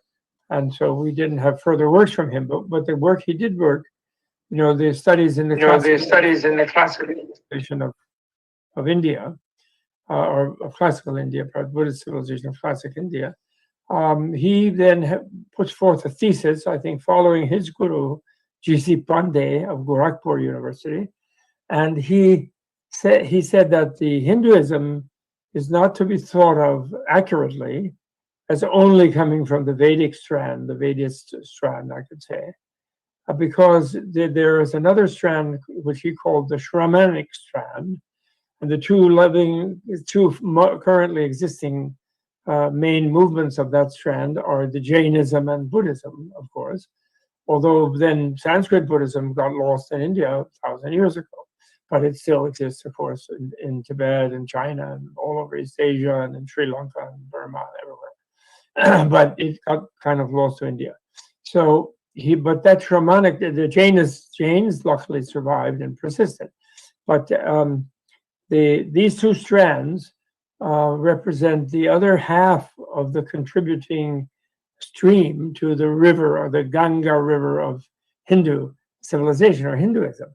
But the Shramanic one, and many of the things like nonviolence, like one guru in Mathura, one of the centers there, he gave me a little instruction one afternoon 2 years ago, and he said that he felt very grateful to Shakyamuni Buddha, of course, Vishnu's 9th avatar, for having stopped the blood sacrifices, the animal sacrifices and so forth in ancient Vedic practice. And then he was critical of Tibetans because they're very carnivores, They do eat meat because of the way their economy was in Tibet. Although the Dalai Lama, perhaps in response to that guru's advice, because I took that message to the Dalai Lama, but maybe just himself anyway, had turned all the big Buddhist monasteries, monastic universities in South India and elsewhere, and they don't serve meat in the monasteries at all, and they don't buy meat, and they have no butcher, nothing there. They manage to live well as with the veg diet. Monks are allowed, of course, to go off somewhere in town or something when on holidays or something, and maybe they can indulge their cultural Tibetan habit, but the monasteries don't do it. So anyway, Lal Mani Joshi, I found his thesis very persuasive, and other scholars like the Dutts and some of the Bhattacharyas and others, I think, might agree in some sense. But in that light, when you see the axial age in India, in the middle of the first millennium before the Common Era, you see the Buddhists and the Jains as really the more radical members of those introducing the concept of moksha into the Hindu stream. And then the Upanishads come along with that while trying to connect that back to the Vedas and the Brahmanas and the Aranyakas and so forth, which had been only a very thin vein in the main activist karma yoga, you could say, philosophy of the Vedas. And so the Jnana Yoga, the whole Jnana Yoga contribution is really comes strongly from the Shramana line, and then finally in the Gita, as we all know, this is thumbnail for you, but just in relation to that, then he's the one who connects both Karma Yoga, Jnana Yoga, and Bhakti Yoga in the real final Hindu synthesis. But the Jnana Yoga component may well be due, and the credit may be due to the Shramana lineage, and to really understand the Indian scriptures of the Shramana lineage, the biggest body of them, you need to make this voyage to Tibet and recover that. And luckily, His Holiness the Dalai Lama considers it his fourth major aim of life. As a son of India, he calls himself son of Nalanda, sometimes he says, sometimes son of India, because he has been in India in exile by the generosity and kindness of Nehruji and all the Nehruji's, and then by the rest of the Indian population since 1959, which makes it 62 years now. And he said, therefore, I have had more rice and dal than whatever Tibetan food I ate for my first 24 years. Because he's 85, so he's had 3/4 of his body is constituted by rice and dal. He says in a funny way. So anyway, as a son of India and son of Nalanda University, Monastic University, his fourth aim in life, after, as a human working for human beings, as a Buddhist working for better understanding amongst world religions, and as a Tibetan speaking up for the plight of the Tibetans under the Chinese genocide, genocidal policies, and as a son of India, Nalanda, his fourth aim is helping to bring back India's own mainstream inner sciences, the sort of complementary part of it, let's say. India, of course, the Shadarshanas are the root of the Indian sciences, you could call the Hindu sciences, but the real overall Indian sciences, where you have a pluralistic debate, Hindu, Buddhist, Jain, etc., whoever is there, in the wonderful Indian pluralism that the Dalai Lama so admires, along with its democracy, this Buddhist scriptural contribution, Sanskrit Buddhism, is a huge, huge contribution. And the Tibetans, therefore, he's wanted to do that, and some of them have trained in Sanskrit. He would love it, of course, if many more would institute curricula in Sanskrit in the long run in the Buddhist monastic universities in South India. That should be the case. I had a graduate student who had that ambition, actually, and he's young, but unfortunately he became ill. He wasn't really able to accomplish it so far, but someone will. So finally, so that's that. So then when you understand the Upanishads as interactive with the Jain and Buddhist movements, the Shramana movements, then you understand them better. And you understand the whole issue of moksha and jnana as a fourth ashrama, fourth aim of life, and of jnana yoga in the Gita. You understand its source better. And then the other element, which only more recently I've been thinking about, is if you know more of the Buddhist bodhisattva literature, the sort of devotionalist literature in Buddhism, we might find a contributing source to the marvelous Indian movements of bhakti. One of India's greatest contributions in world religions is the intense, passionate, devoted bhakti tradition as a mass tradition, not just a few mystics, but a mass tradition. Like holidays like Holi and festivals of light and festivals of color and things like that. And then the serious love of Shiva and love of Krishna and love of Rama, there's really bhakti thing. And how, the Vedic deities were not exactly lovable.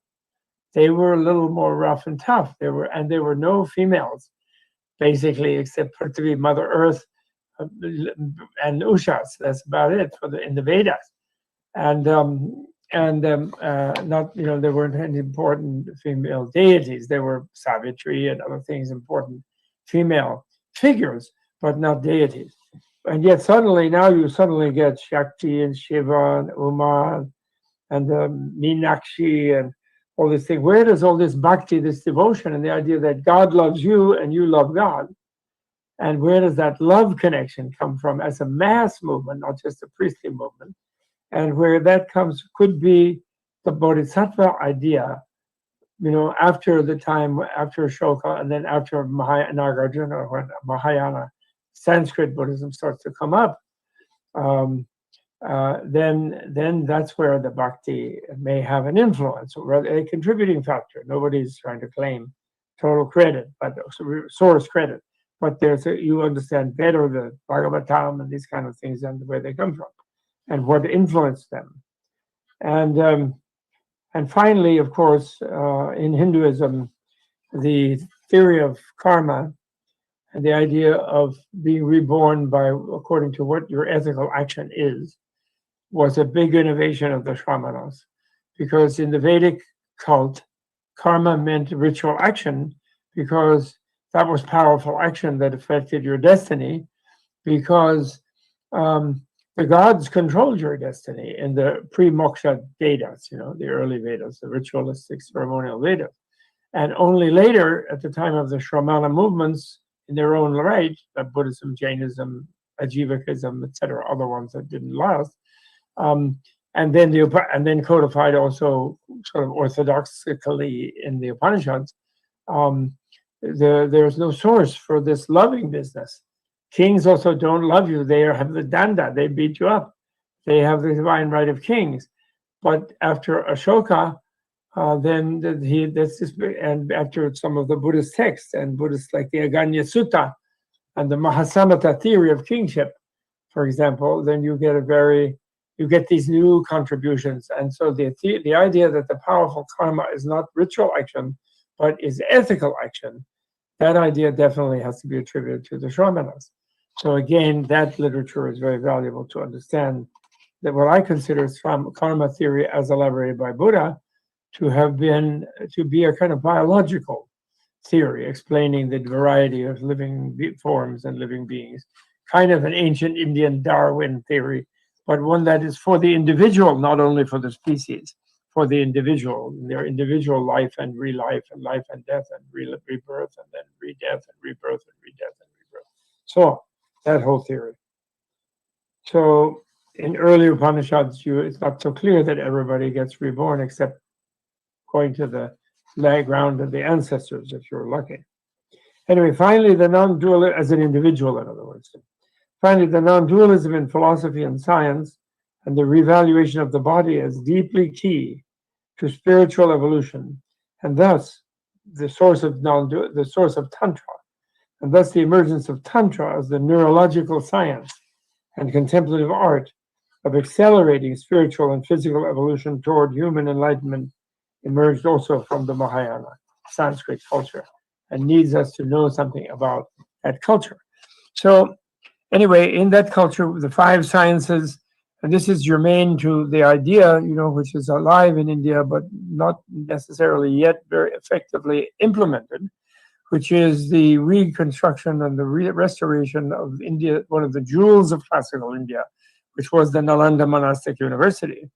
And there has been a move to make a new Nalanda University as a worldwide center, not only for Buddhists, but as a great university. And people worked on it. There have been pros and cons about it. But actually, it would have to go back to the core curriculum of the Sanskrit Buddhism. And in that, Adhyatma Vidya becomes the king of all sciences.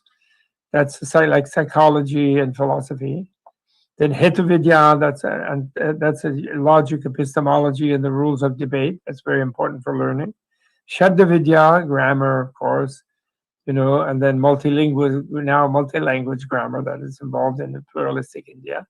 Chikitsa Vidya, so medicine, but a mind-body type of medicine that allowed for mind, not like modern materialist sciences, what I call industrial medicine. And then finally, the engineering and architecture and arts, Shilpasthana Vidya, these are the ancient 5 sciences of the great monastic universities and so on. And there are many works in all of those fields, not just in Buddhist doctrines and so on, in that collection. And so anyway, that's my talk. I think that's long enough, maybe too long. It's been about 45 minutes. And so I shared these ideas with you, and on the basis of the pages of notes that I made, and I could talk for a long time about all the monastic university system based on the works of your own great Dutt, the family of the Dutts, the different Dutts, and the Bhattacharyas and the other great Indian scholars who have traced that history, and would be delighted to do so. But this is just my brief talk on this topic. And in which also I am announcing an intention I have with a charitable foundation partner in India and an Indian Buddhist monk to develop a center to really intensify and get worldwide support and Indian government support for both state and federal to really put this in high gear and to really restore this literature en masse And this was, I was charged with this. I won't be able to get much more done. I did a few books myself in my life, in my scholarly life, but only a fair few. There are thousands to do. And it's a wonderful scholarly field. So I hope younger scholars, if any of them happen to hear this talk or be at this conference, that they might consider looking into that, learn Tibetan and learn Buddhist Sanskrit, and look into the treasures of Sanskrit Buddhism as found in the Kangyur and Dengyur collections that are printed actually in Tibetan Buddhist monasteries, and there are copies of them all over the world in different universities by now and so on. Okay, so thank you very much, Pankaj and friends, and I hope this will be useful bringing this perspective to you. Thank you very much. So, greetings.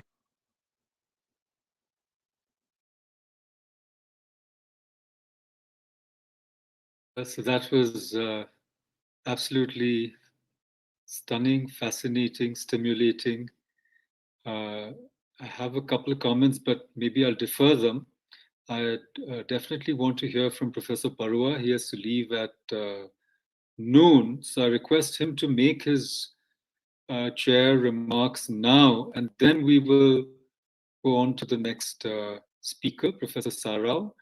And if you have to leave in the middle, that's okay, Professor Parua. Thank you again for joining us today. So please make your presidential remarks now, and then we'll invite the next speaker. Thank you.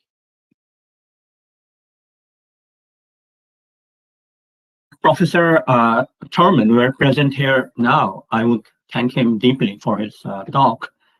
I will not speak at length, but I will highlight one theme which partly touches on Professor Thurman's talk just now. Now, as it so happens, I have been invited to write an introductory book which is aimed at undergraduate students, titled "What is Hindu Philosophy?" And this is by far the most challenging book I have set out to write, not least because I have to write it in about 60,000 words. Now, one leitmotif of this book is an attempt to highlight and also critique the continuing misrepresentation of Indic thought as deeply anti-rational, in the sense that it lacks conceptual structure and logical rigor. So we often meet people in departments of analytic philosophy. I mean, I myself have taught in such departments, who claim that philosophy, strictly speaking, does not exist in Sanskritic milieux. And what they mean by philosophy here is the style of reasoned discourse. And it is claimed that such a style is absent in Indic worldviews. Now, for me, nothing could be further from the truth. A lot of my research in the Sanskritic traditions focuses on dialectical engagements across the system of Nyaya and Buddhist philosophers, and across the system of Advaita Vedanta and Buddhist philosophers. Now, these engagements, they operated through the medium of discussion, reasoned discussion, or vada, in which one dialogical partner presents one's own viewpoint, then systematically presents the viewpoint of the opponent, then points to various inconsistencies in the viewpoint of the opponent, and only then offers one's conclusive standpoint or siddhanta. So what this means is that these groups, these dialogical participants in this vada framework of discourse, they share some basic rules of engagement in rational space. So certain moves are allowed and some are not. And before you are invited to speak in such forums, you have to first learn the ropes of what are these rules. Now, what is crucial to note about this form of philosophical reasoned engagement is that it is not sufficient simply to say, this is what I believe and you are wrong, full stop. Or even worse, what I believe is obviously right and you are just plain stupid, full stop. It is very important to be able to present the viewpoint of the opponent, the Purva Paksha, in the Purva Paksha's own terms. So let's say I'm a Nyaya philosopher in the 10th century or the 11th century, and everyone here is a Buddhist philosopher. I should be able to present the Buddhist standpoint with such accuracy and such sensitivity that you listen to me and you say, yes, that is indeed a correct statement of the Buddhist worldview. Having done that, of course, I won't stop there. I will highlight various conceptual problems, perhaps logical fallacies that I claim to see in the Buddhist viewpoint. And then, of course, you will try to refute my refutations, and I will not stop there. I will try to refute your counter-refutations, and this is how the dialectical spiral becomes more and more involved and complicated. And therefore, what that means is that, let's say, sometime between the 1st century of the Common Era to roughly the 8th century of the Common Era, some patterns of Hindu-Buddhist dialectics became extremely intricate. So much so that sometimes to understand the Hindu viewpoint, you have to understand the Buddhist viewpoint, and vice versa. For instance, some of the most concise outlines of Advaita can be found in the writings of Buddhist philosophers or scholars or commentators, just as some of the most concise and precise descriptions of Buddhist epistemology can be found in the commentarial traditions of Nyaya. And what I find most remarkable about this style of dialectics is the attempt to help the opponent to develop their own view, not just my own view. So imagine a Nyaya scholar saying to a Buddhist, look, I think your claim about the not-self or anatman is not properly articulated. The way in which you have presented this claim right now is actually very weak. But why don't you let me help you to improve your articulation? This does not mean, of course, that the Nyaya scholar becomes a Buddhist overnight, but it does mean that one has to be able to engage. That is, it does mean that to be able to engage in rational argumentation, you have to be able to meet the oppressor, the opponent, not the oppressor, on the opponent's own grounds. And the type of Sanskrit that some Buddhist scholars developed in these dialectical streams is sometimes called Buddhist hybrid Sanskrit. And this is a style of Sanskrit where certain terms have very specific meanings. Consider the word swabhava, the Sanskrit word, which is also used in many modern Indian languages.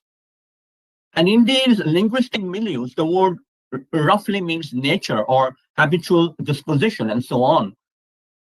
However, Buddhist thinkers, figures, commentators such as Nagarjuna and Chandrakirti use this word swabhava in a quite technical sense, which is something that derives its existence from itself so that it is not dependently originated. Now, there's a vast field of literature out there one can work on. For instance, one can work on the interactions between Hindu and Buddhist thinkers on the motive of impermanence or reality or being or consciousness or means of knowledge, pramana, so on.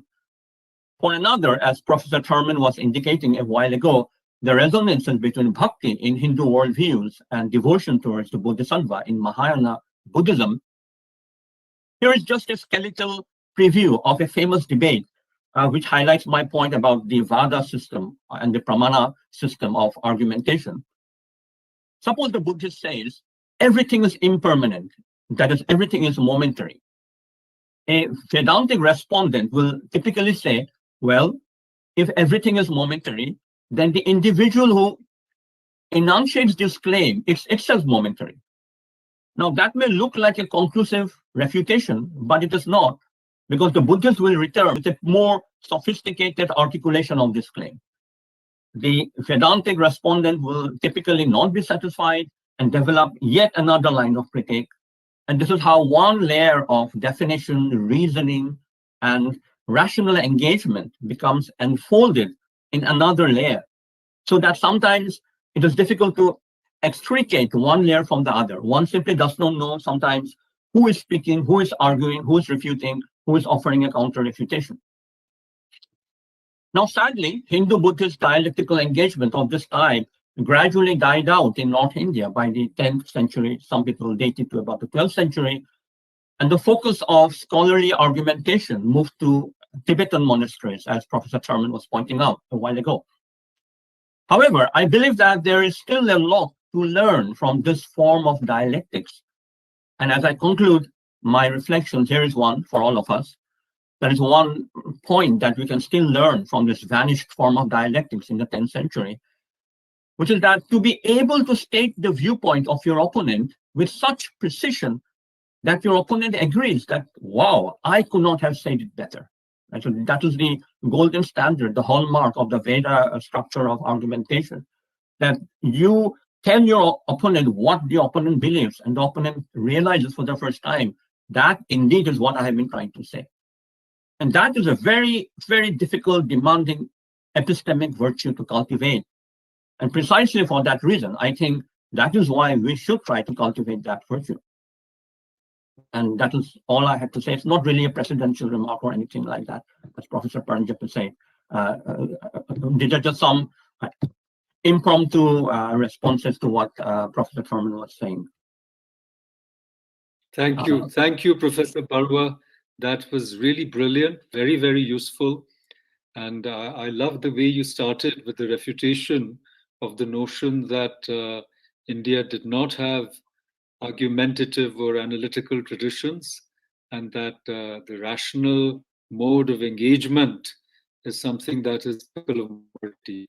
And this is so obviously and patently untrue that even Dr. Ambedkar, who started by deriving rationality from the European Enlightenment and French Revolution, in the end, in the Buddha and his Dhamma, went back to Indian sources. I think we'll have time around noon after we hear Professor Sarao and his presentation to have a discussion. I butted in just now only to thank you, Professor Barua. If you have to leave at noon, when Professor Rao is speaking, no problem. Thank you, and we hope that you join us another time once again. Thank you. Thank you. Thank you, Professor Barua. So I think Professor Sarao will speak. I invite him to speak now. Thank You very also, much, Professor Sarao, briefly introduce yourself. Yes, please briefly introduce yourself. I retired 1 year ago from Delhi University. I was the head of the Department of Buddhist Studies. I taught at Delhi University for about 41 years. And I did one PhD in Buddhist history from Delhi University and another in archaeology and Pali literature from Cambridge. I shall be talking on the Victorian Indologists, their role, particularly in the Mahabodhi temple or Bodhiga controversy, and the role of Angaric Dharampal. Because there is quite a bit of time, I'll begin with the background to this controversy. Perhaps you are aware that when the Buddha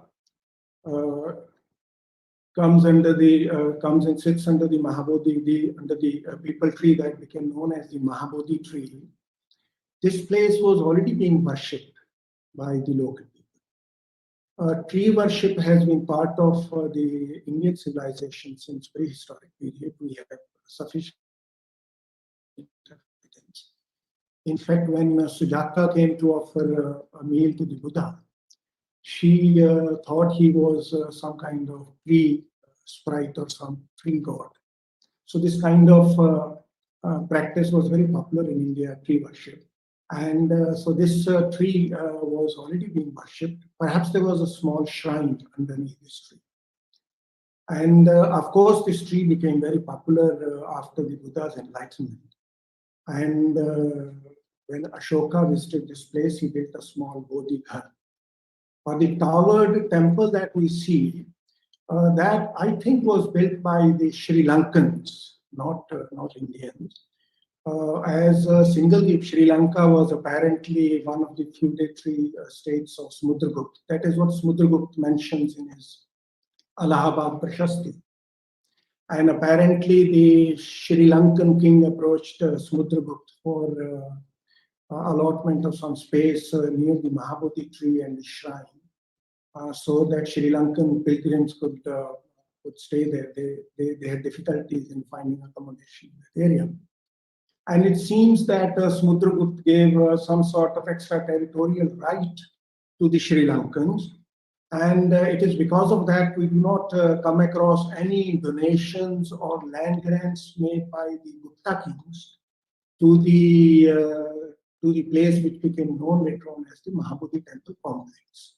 Some people accuse or say raise a finger against the Gupta kings that they were anti-Buddhist and they did not make any donations to this Mahabodhi temple and the tree, whereas they were making massive amount of grants here and there.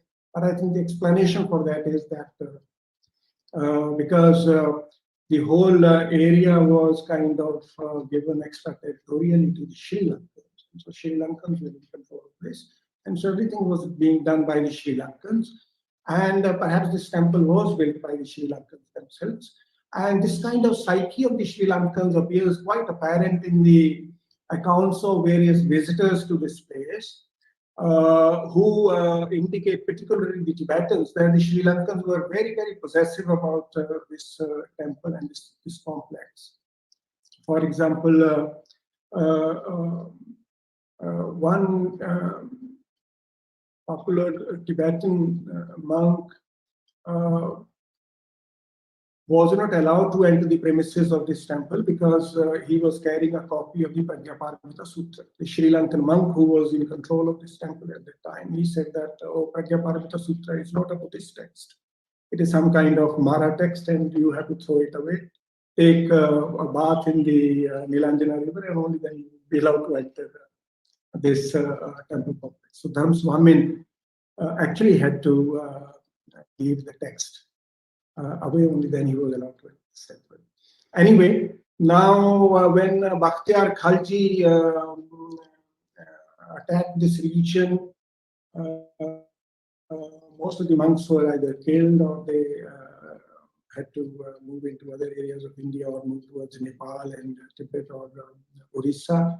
And so the temple was abandoned completely after about 1234. So we do not come across much information about this temple after that. And then a Hindu sannyasi of the Shaivite parampara saw this temple abandoned and he started living here and started looking after this temple and continued to do so into the modern times.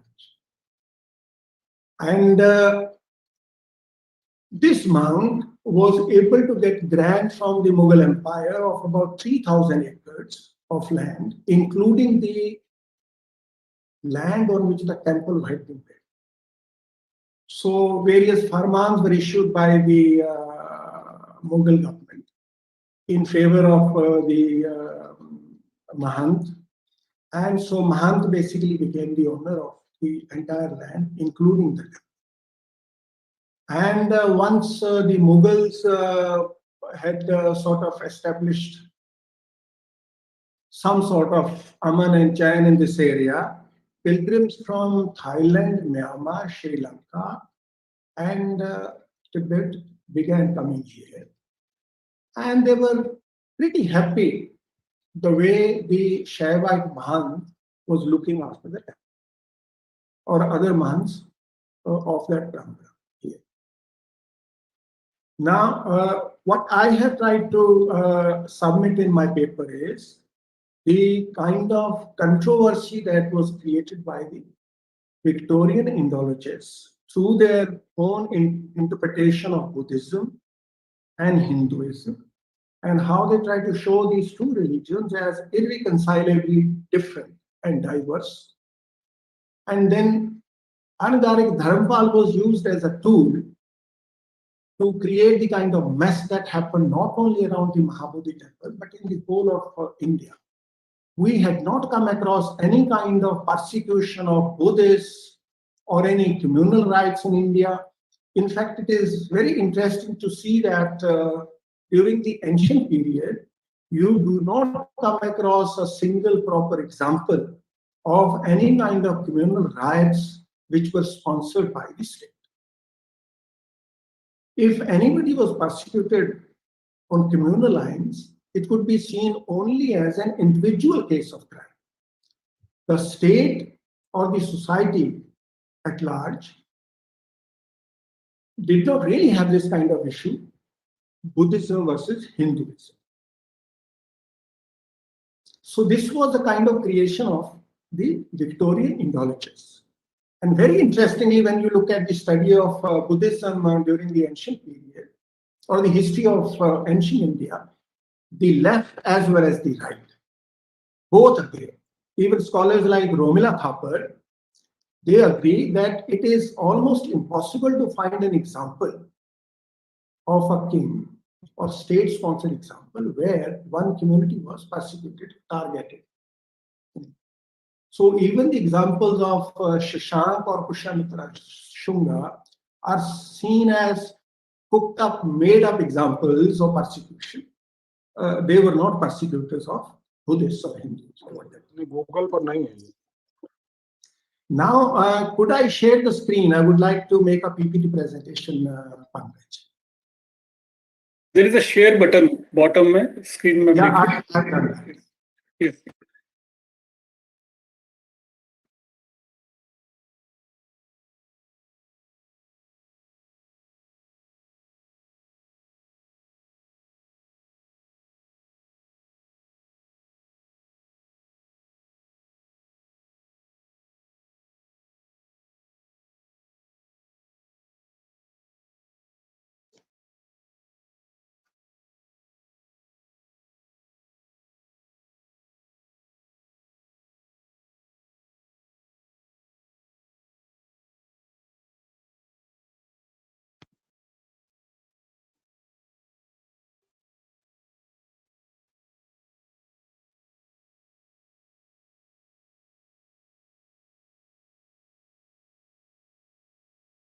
Professor Rao, we can't hear you.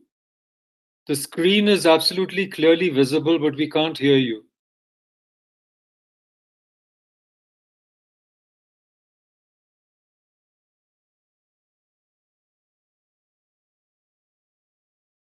No, I think you should unmute yourself if you don't mind, Professor Sarao.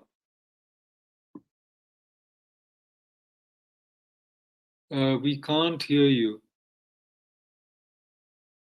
System analyst, कुछ problem आ रही है sir के audio में? Okay. Great, Hello. great. Yeah, Okay. fantastic. Coming through, fantastic. Thank you. Right. All right. Sorry, let me start. I think I'll just use my computer like this, otherwise it might get muted again. So what I have submitted in my paper is that the colonial masters of India, by virtue of their ownership of the texts and control of these texts, and by being the only ones who were in a position to read these texts, this privilege allowed these colonial masters to ideologically control the interpretation of these texts, and also the power and freedom to put their colonial agenda into practice on the basis of the so-called scientific study of these texts. In this colonial agenda, a particular form of Buddhism was manufactured for the Victorian world, and this was used as a tool in the colonial policies against Hinduism by showing that the two religions are irreconcilably different from each other. And so this Buddhism manufactured by the Victorian Indologists, that was founded by a man, according to some of the scholars, founded by a man with thick Ethiopian lips and African Negro-like black frizzled hair, but he was the grandest and the purest, but only after Christianity. of all the Eastern religions, and hence was even a formidable rival to Jesus Christ. At the same time, European interpretations of Hinduism were, on the whole, rather unsympathetic, and the attitude of the majority of the Europeans was always almost either ridicule and disgust, and their accounts largely focused on limitless gods and goddesses, repulsive images, and barbarous customs of the Hindus. Brahmanism was portrayed as the most foul and soul-polluting creed, in which you could hear the frenzied shrieks of a widow on the funeral pyre and the dying groans of devotees being crushed under the wheels of Jagannath, drowned by the horrid music of these Brahmins. In fact, we were told by these Victorian Indologists that it was this kind of depravity of Hinduism that motivated the Buddha to leave his home, what we call in Pali and Sanskrit Abhinishkraman, because the Buddha had himself seen all this 1,000 times more than the European public could be told or would believe.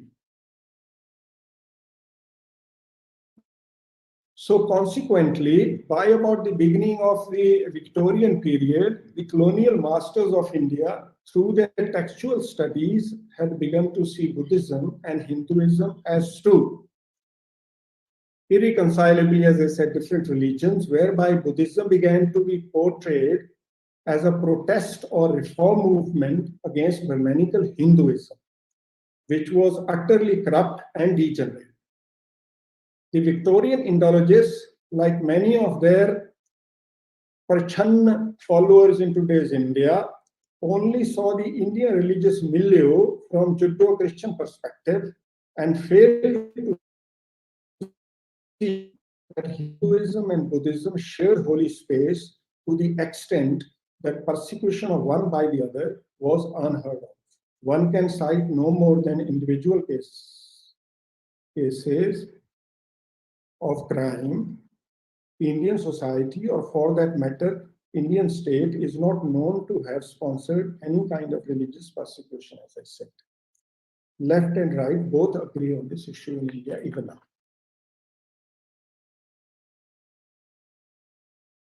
In this perception of the Buddha that he had been an opponent of Hinduism, his status was enhanced enormously, because by doing so, the Victorian Indological scholarship put the Buddha in alignment with the majority of Victorians.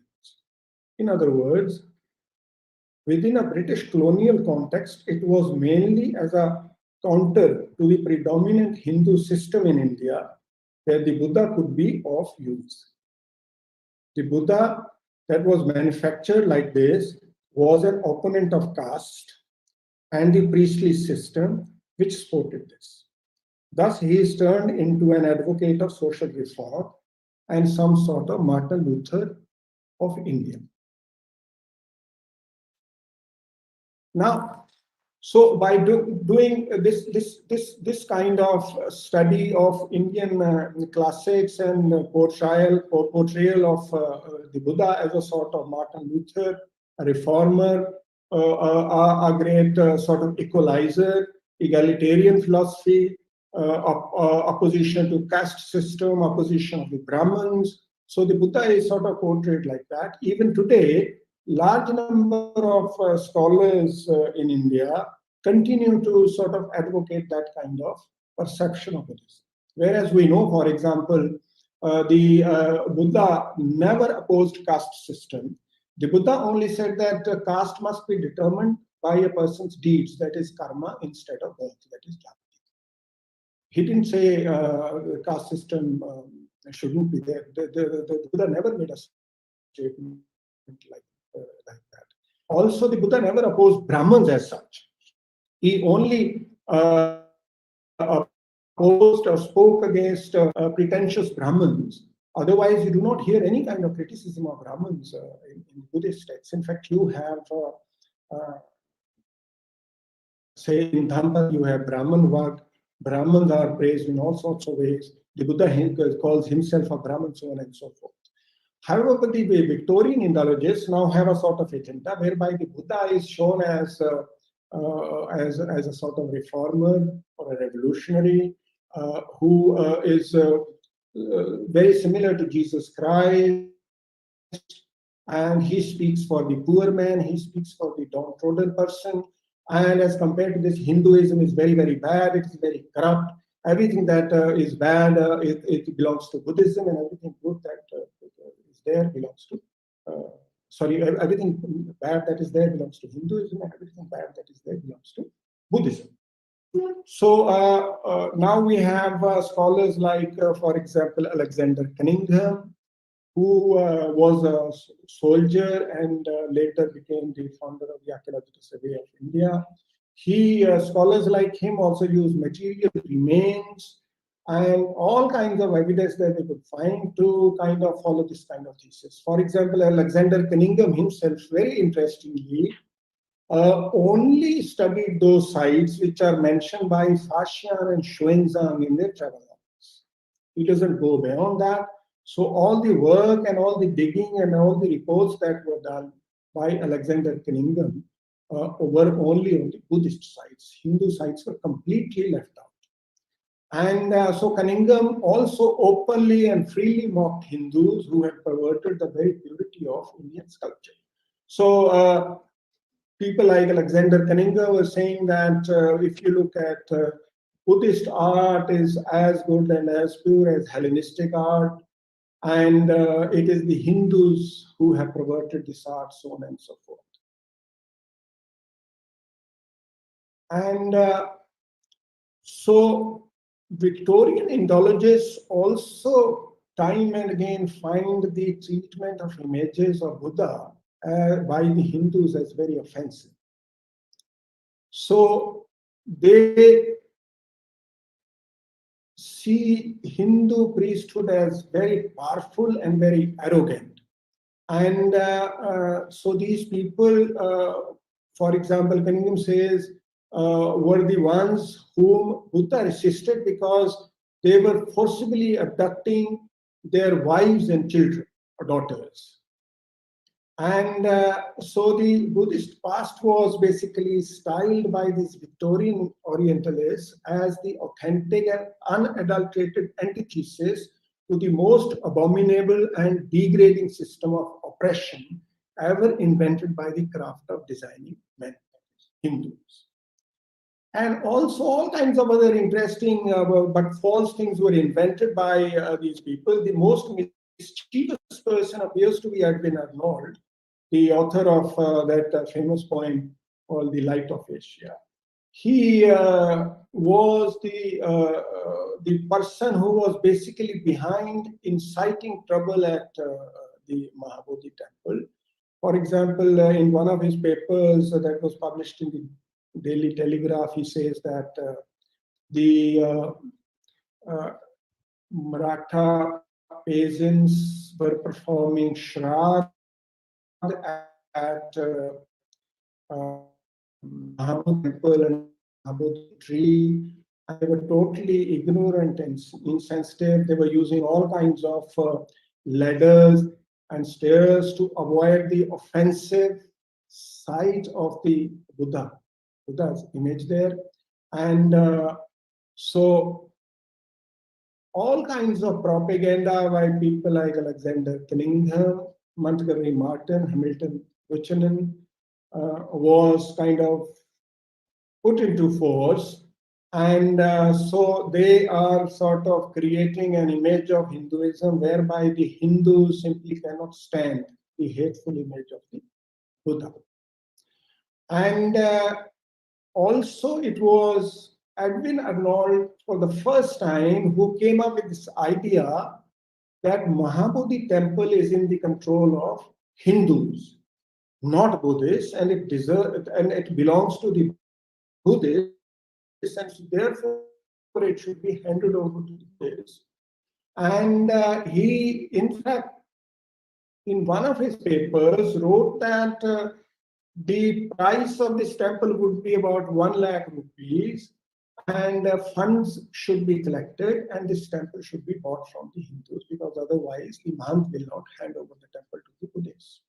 When people like Cunningham and Edwin Arnold were indulging in this kind of propaganda, the Burmese made a request for the repair of the temple.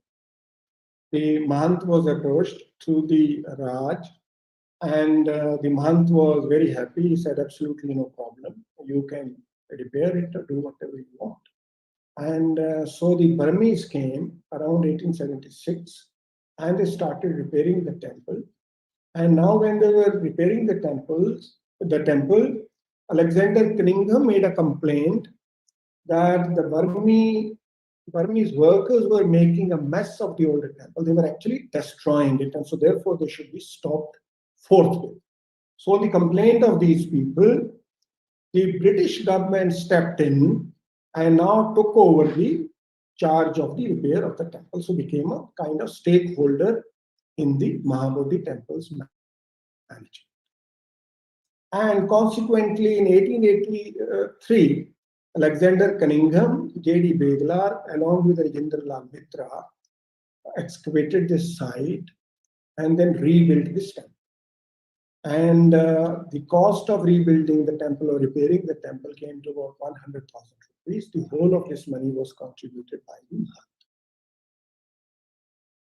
But when this was being done, at the same time, this whole propaganda, the efforts to drive a wedge between the Hindus and the Buddhists were going on. And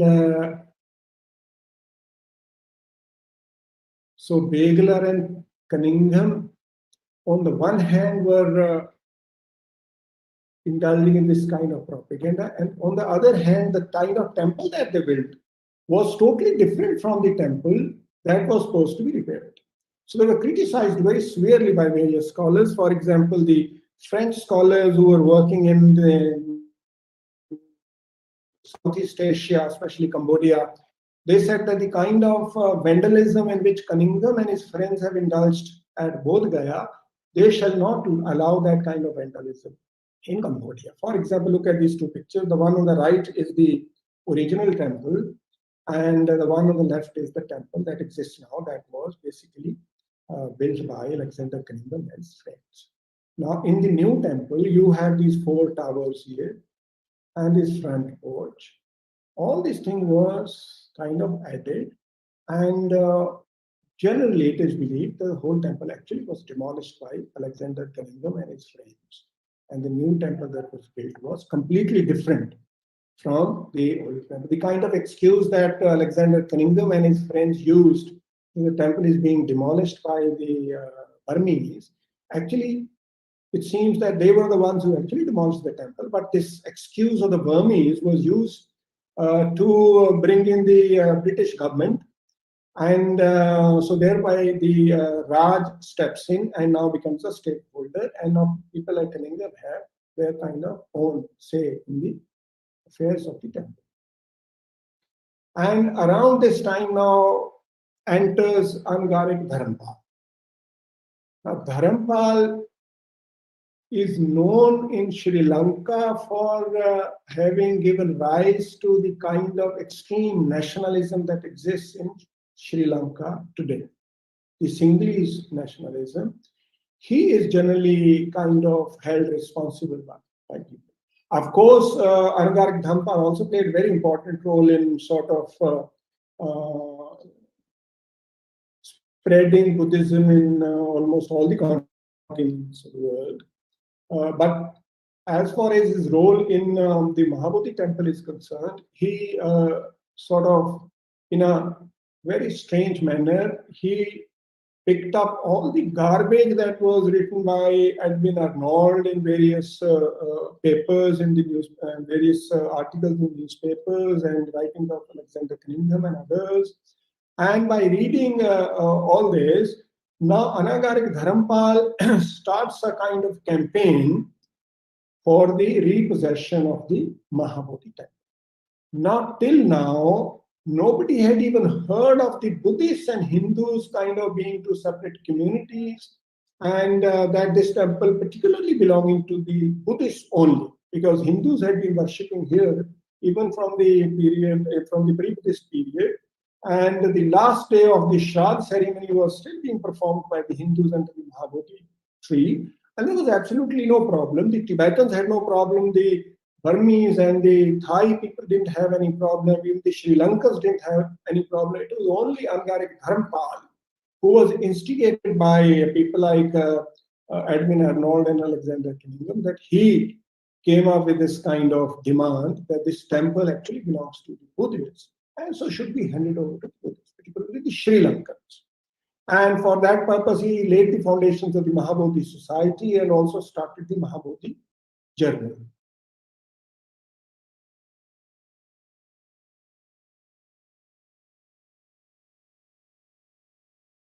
And so, speaking the same kind of language as was being spoken by the Victorian Indologists, Anandarik Dharampal has been writing and saying things like the Hindus have defaced the shrine with emblems and rituals foreign to its nature, that is, nature to the nature of Buddhism and Buddha. And it has been suggested that Anandarik Dharampal completely failed to comprehend the diplomatic minefield of colonization. And he is only kind of repeating this demand that the Shaiva occupants are wrong occupants of the temple, and India as a whole actually belongs to the Buddha, not to the Hindus, and this temple certainly belongs to the Buddhists only, and so therefore it must be handed over to them. And he's using all kinds of very foul vocabulary against the Hindus in his writings. And for example, he says about Hinduism that Hinduism was responsible for the vulgar practices of killing animals, stealing, prostitution, lasciviousness, lying, and drunkenness. These are kind of, universal kind of habits of the Hindus, and so on and so forth.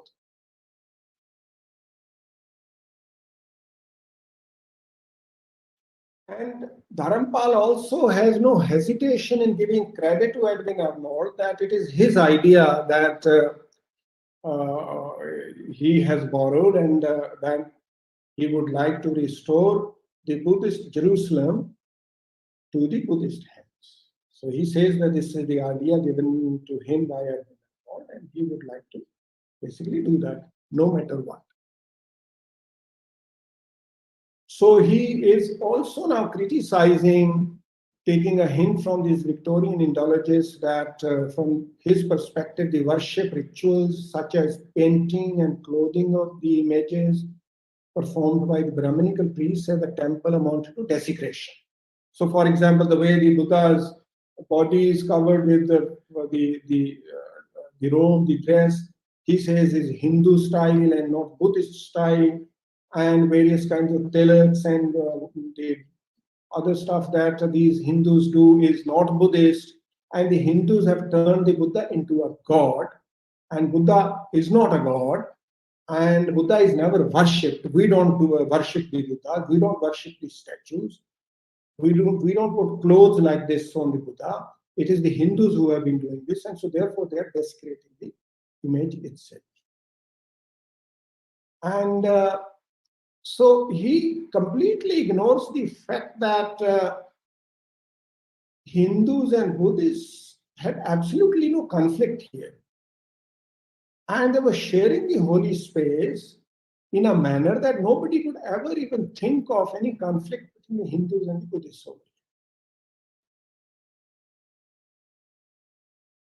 And when all this was going on, and Angarik Dharampal was making a lot of noise about this temple being desecrated by the Mahant and his people and the Hindus, and they were indulging in all kinds of ugly, bad practices here, which were completely an insult of the Buddha and Buddhism. And so these practices are completely un-Buddhistic. And so when this was going on, the Raj constituted a commission called Bordillo Commission to look into this matter, whether the worshippers who are apparently Hindus, apart from Buddhists, of course, who were also worshipping there, are the Hindus indulging in practices which are kind of desecration of Buddhism or the statues of the Buddha or the temple. Now, Bordillo Commission submitted its report, and it said that actually different Mahayana Buddhists visiting the shrine were discovered to have been pro-Hindu, and also practices of most of the Mahayanists were exactly as that of the Hindus. So the Bordillo Commission submitted that some sects of Buddhists do make offerings of the material nature like the Hindus, and the Mahayana worshippers are more or less same as the Hindu worshippers, and so therefore the kind of propaganda in which Anagarik Dharampal is indulging is not correct.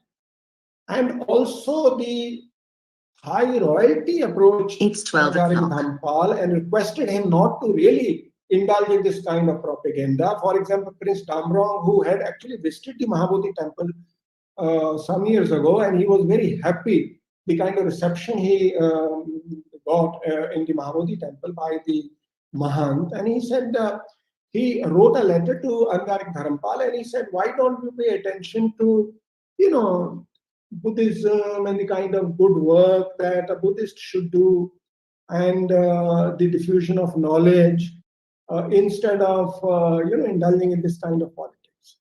Many Sri Lankans were also happy with the kind of politics that Anagarik Dharampal was indulging.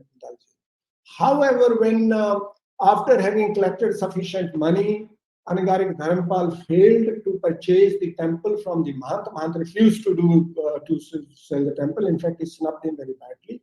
So Anagarik Dharampal used another tactic. That was, he brought a statue from Japan of Amitabha Buddha, and he installed this statue in the premises of the temple. Actually, in the sanctum sanctorum of the temple, the first floor. So you have two floors, the ground floor and the upper floor on the upper floor. And many statues before Anagarik Dharampal had been installed by the Buddhists there, and there was absolutely no problem. But the kind of politics in which Dharampal was indulging and the kind of propaganda he was carrying out against the Mahant and Hindus, so now the people of the Mahant came and stopped Anagarik Dharampal from installing the statue. Actually, he had installed the statue, they picked it up and put it in the ground outside the temple.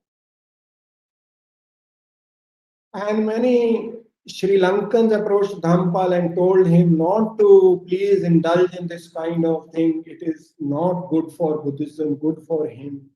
But he refused to listen to anybody.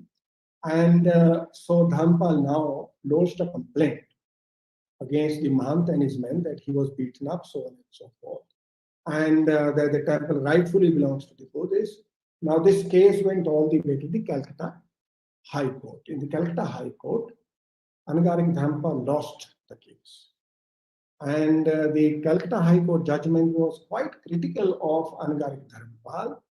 And the court said that there is absolutely no instance of any disturbance between the Buddhist worshippers and the Hindu Mahant or their subordinates. It is a multivalent, multi-religious site. Hindus and Buddhists had been worshipping here without any problem. And so therefore what Anagarik Dharampal had done was wrong. And so this was kind of a big sort of loss for Anagarik Dharampal. And also financially, it was a very, very big loss for Anagarik Dharampal. Now, Anagarik Dharampal had collected all kinds of funds for various kinds of activities, including establishing a Buddhist college and some other institutions. All that money that was gathered was largely spent by Anagarik Dharampal without permission from the other managers of these funds on the court case. So about 22,500 rupees was spent on the case, which by today's prices would be more than 1 crore rupees. A lot of money. The entire temple cost only 100,000 rupees, the construction of the whole temple, and it was about 1/5 of that money that was spent by Anagarik Dhampal on the case. And so after Anagarik Dhampal lost the case in the High Court, now he started approaching various kinds of other fora. For example, the Congress party, Gandhiji was brought in, Babu Rajendra Prasad was brought in, and they tried to help, but they could not help. And then he approached Hindu Mahasabha. Hindu Mahasabha, actually, because Hindu Mahasabha considered Buddhist, Jains, Hindus basically part of the Sanatan Dharam, they had no problem if the Mahabodhi temple is handed over to Anagarik Dhampal or whoever. And so they also try to help, but ultimately the kind of propaganda and the kind of vocabulary that Anagarik Dhampal was using became kind of so irritating for everybody that finally even Hindu Mahasabha withdrew. So the Congress party and different leaders also failed to help Anagarik Dhampal. Ultimately, Anagarik Dhampal, he died in 1931. So he was not able to kind of take possession of the Mahabodhi temple. So about the role of Anagarik Dhampal in the Mahabodhi temple affair and also the Victorian Indologists is that Anagarik Dhampal was himself tangled in this knot in ways more complex than he could possibly have been aware. Although on the surface it may seem that he was simply trying to restore the image of the Buddha to its rightful place in the Mahabodhi temple, he was himself responding to and at the same time perpetuating a long-standing Orientalist conception of Hindu-Buddhist relations, whereby these two religions can never come together. And so this kind of difference between the two religions that was perpetuated and created by the Victorian Indologists was kind of sported to the hilt by most of the time unconsciously by Anagarik Dhampal, and he created such a mess around the Mahabodhi temple that this continued all the way India till India's freedom. And when the Bihar government then brought that the Mahabodhi Temple Management Act. But the problem being continued after that, then the UPA government, Professor Manmohan Singh actually made an application to the UNESCO for heritage status for this temple, where in the application this complex is shown as only a Buddhist place of worship, not Hindu. Hindus have been worshipping here. And so the UPA government kind of got that heritage status. And then Mr. Nitish Kumar, in his previous government, also amended the Mahabodhi Temple Act, whereby the magistrate who had to be a Hindu, it was changed to that he could be anybody. So now the management committee actually could be headed by a Muslim or a Jew or a Sikh or whoever happens to be registered. So that is the story. Thank you so much.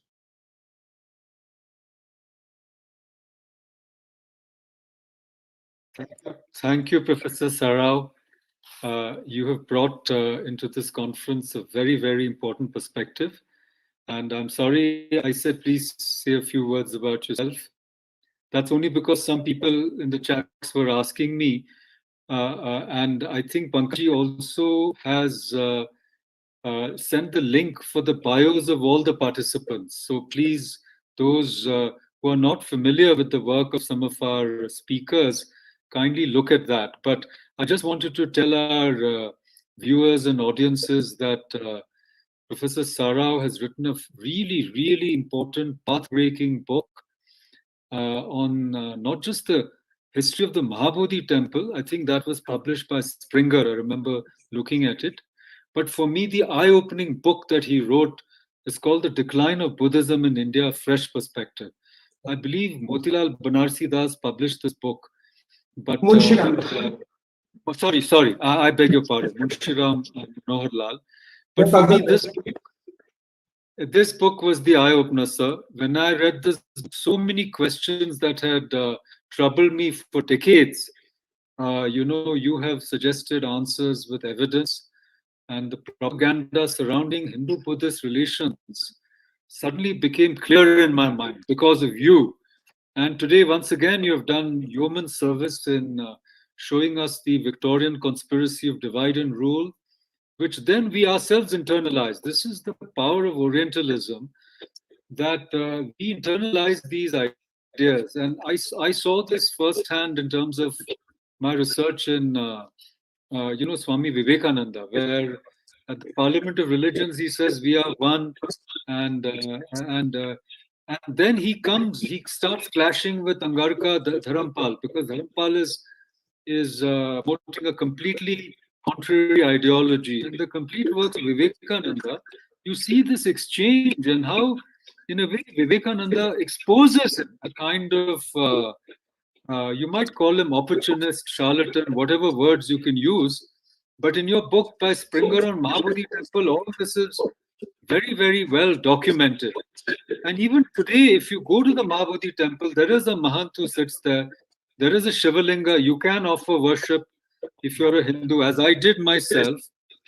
But the Buddhicization of this shrine is as you said, has been contributed to by successive governments. So, and the divisive narrative, we had this Dravidianism was also a conspiracy of these Victorian Indologists, Bishop Caldwell and others. All of this is now well known. But the important thing you brought out is that the repercussions of this divisiveness are still current, not only in Dravidian movements which are in power today, but in all kinds of distortions. And for me, before I read your book, I happened to visit Ajanta and Ellora. And when I saw three beautifully, coexistent traditions in sculpture, I mean, there was no doubt in my mind. There's the great Kailash temple, there are great shrines to Buddha and Jaina shrines, all cheek by jowl. I said, if these people were constantly fighting for 1,000 years, as we've been taught, this would have been practically impossible. But thank you so much. And I just wanted to add one footnote, then I can request Pankaj ji to say a few words and then throw it open. And I request those who have questions, please send them in the chat box. And I will also invite you to speak. There's no prohibition, but sometimes the voice doesn't come through. I request you, please send the questions in the chat box. I really request you to do that so that it becomes easier for us to manage. There's a large number of participants. So the thing that I wanted to say, with due respect to Professor Thurman, is once again, I see that kind of attitude there, that please acknowledge what Mahayana Buddhism or Sanskrit Buddhism has given Hinduism. So Tantra came from there, Yoga came from there, even the idea of moksha came from there, and so on. But I think the way we view it, I myself have called it intermedial hermeneutics. See, nobody has an exclusive right, or, you can't patent that, oh, Tantra came from here, female goddesses came from here. I don't think this is a useful attitude. I think things came together out of dialogue. I think Professor Barua pointed this out beautifully. And even the Buddha didn't see himself as a Buddhist. And you rightly said this anti-Brahmanism was superimposed later. Most of the great followers of Buddha were Brahmins. And this tremendous prejudice that was built into this Hindu versus Buddhist type of clash. In fact, from your presentation, I mean, I didn't know the role Edwin Arnold had played. Thank you. Because even Gandhi read the Gita through Edwin Arnold. So Edwin Arnold needs to be looked at more closely, and so do the Theosophists, by the way. But the last thing I wanted to say, and to finish the point about Professor Thurman, I think that we are very grateful to His Holiness. We are very grateful for the text that we've got back through back translation, as it were. And obviously, this retrieval of textual traditions of India is very, very important, But it's not just the Buddhist traditions. I mean, look at, 3.5 million Sanskrit manuscripts. We haven't even begun to touch the surface. So this restoration and rebuilding of our lost heritage is a huge project, huge project. And there's no need to say, oh, we are grateful to you, you're grateful to us. I think we are all one. And it's in dialogue that the great ideas, the defining ideas of our tradition, our culture have come through dialogue. Similarly, Jain Hindus, some people are trying to make it into an oppositional tradition. I don't see it like that at all, frankly.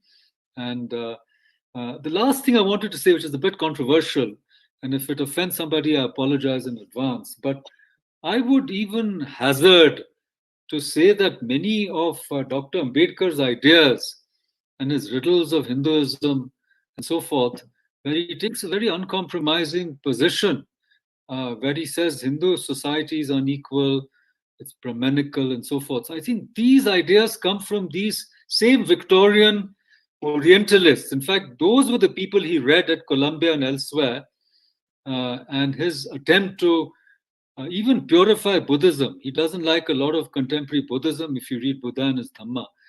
But I think Dr. Ambedkar had internalized these ideas, and his notions of Hinduism were clouded by these same Victorian Orientalists who wanted to drive a wedge between the Sanatani and the co-Sanatani, as I call it.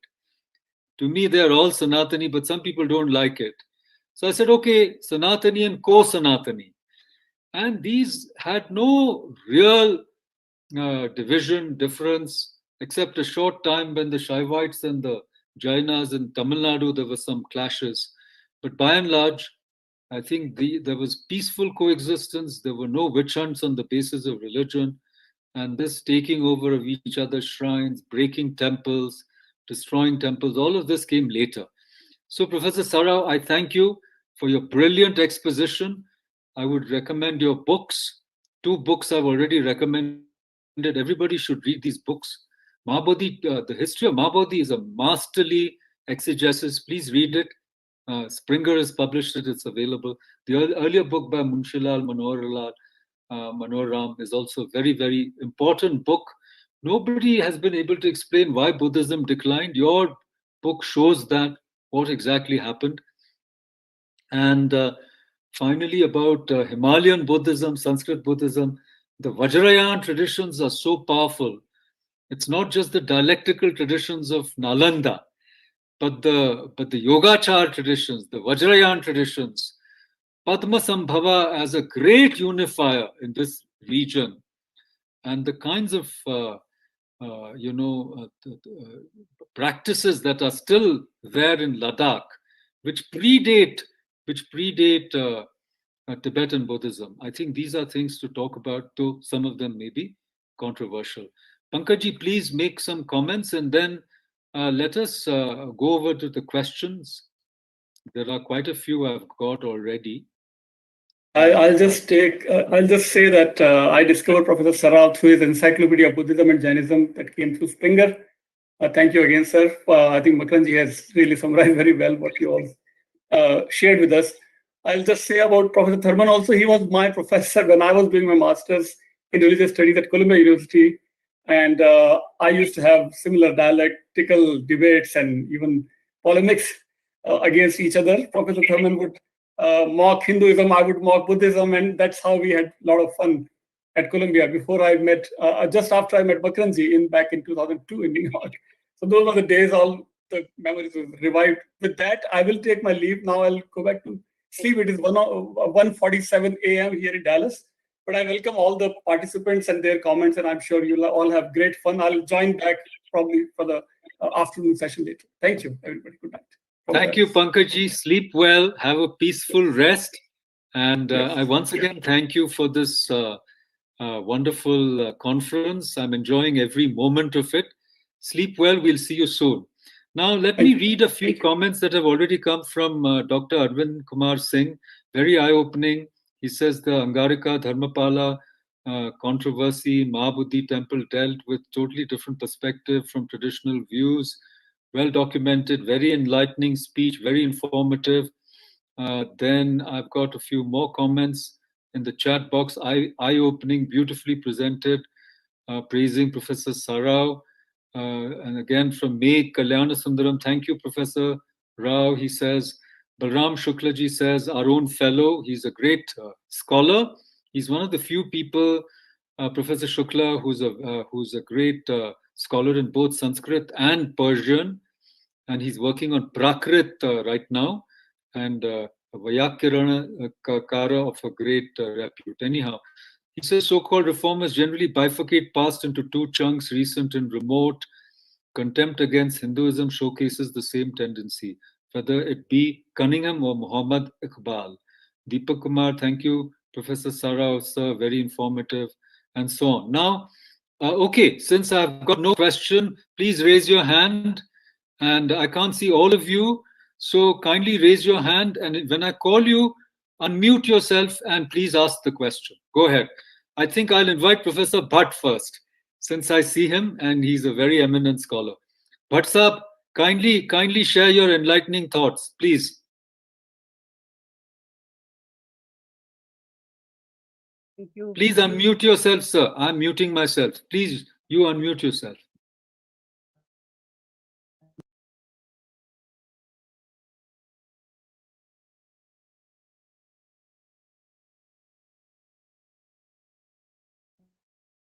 Share. Let me know. ठीक है, sir. Go.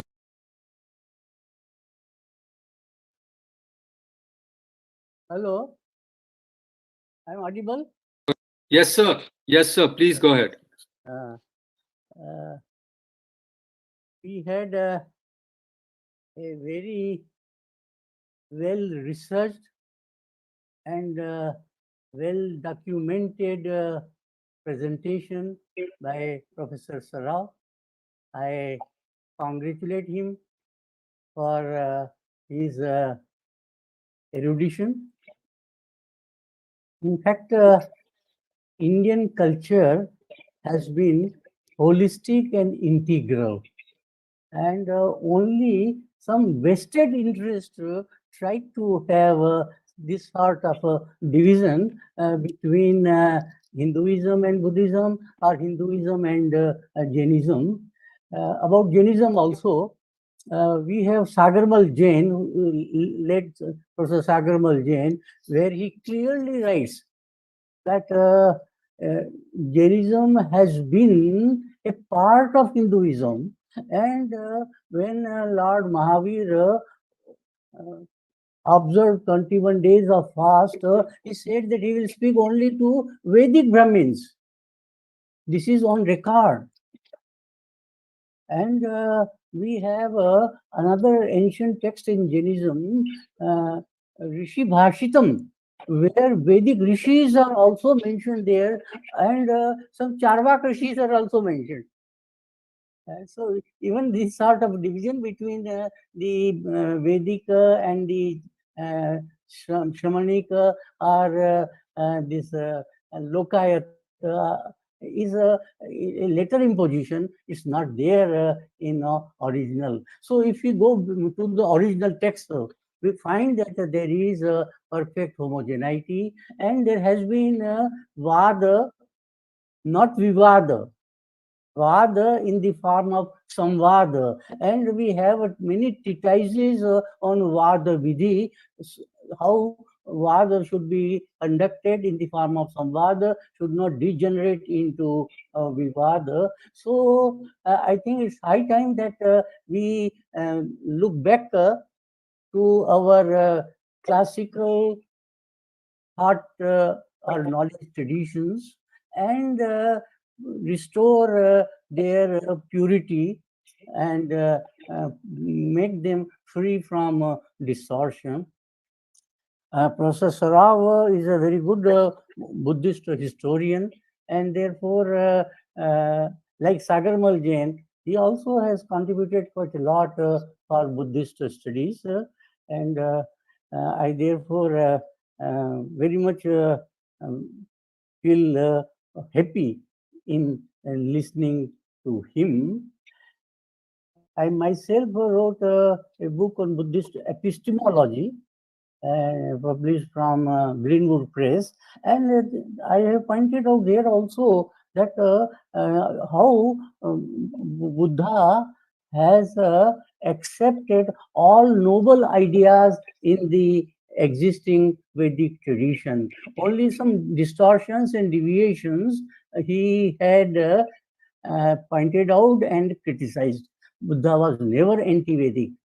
Nowhere in the Pali literature we find anything written, spoken by Buddha against the Vedic sublime tradition. And as Professor Saraf has already pointed out, in Dhammapada, the last chapter is Brahmana Vagga, wherein say what are the characteristics of a Brahmana and how a Brahman has to be approached is very well discussed.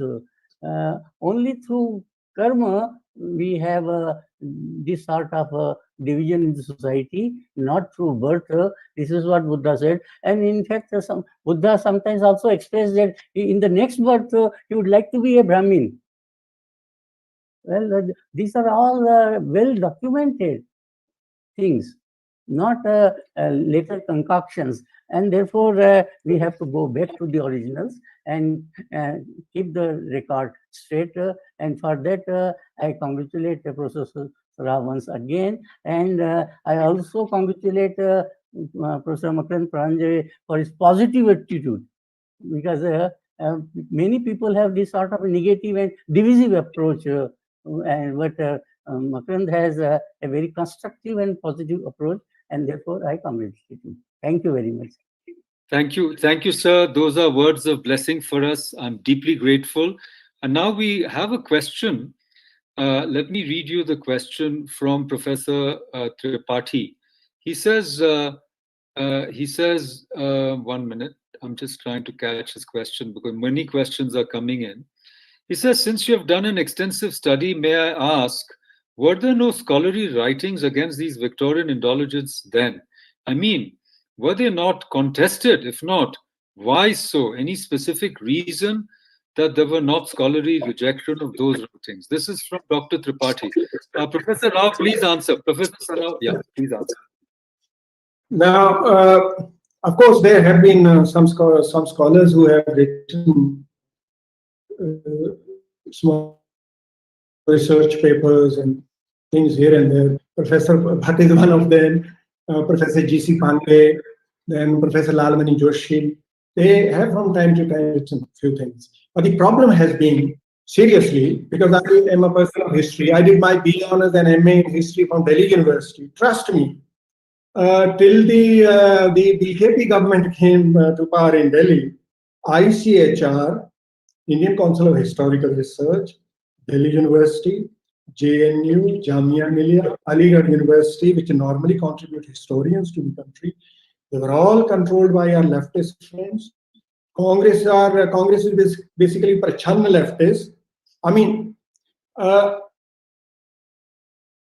many of them have been my teachers, but the problem is, unless you are a leftist, you wouldn't get a job in a university, even in a college. The situation has been even today so very bad. So you couldn't really grow as a scholar unless you are a leftist or at least pretend to be a leftist. Even after the BJP government came to power, look what is happening at the ICHR. I'm sorry to say this, ICHR still is in the control of people who have absolutely no knowledge of history. BJP government and RSS people have been putting people into the Indian Council of Historical Research who have absolutely no knowledge of history.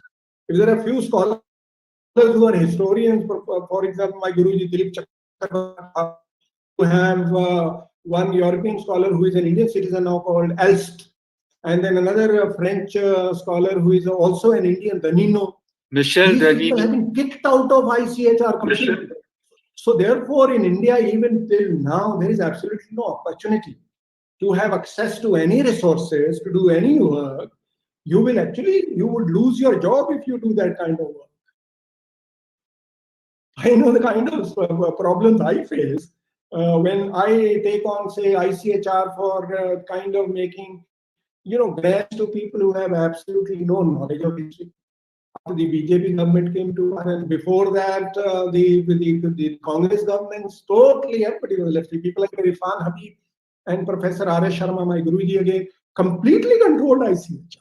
So with that kind of situation, it's thank you, Professor Sarao. I think those of us who have been in academics have first-hand experiences. I was at JNU, and I used to call it the Pancha Bakar, or the B-car. So first you're branded, then you're boycotted, then you're browbeaten, then you're bullied, and the last word is a bit unparliamentary. If they can't silence you, then they bullshit you. In other words, people just keep throwing nonsense at you, and you get entangled, and all your time wasted in useless discussions. Anyhow, but we'll steer away from the politics of academics. We'll come back to the important issue.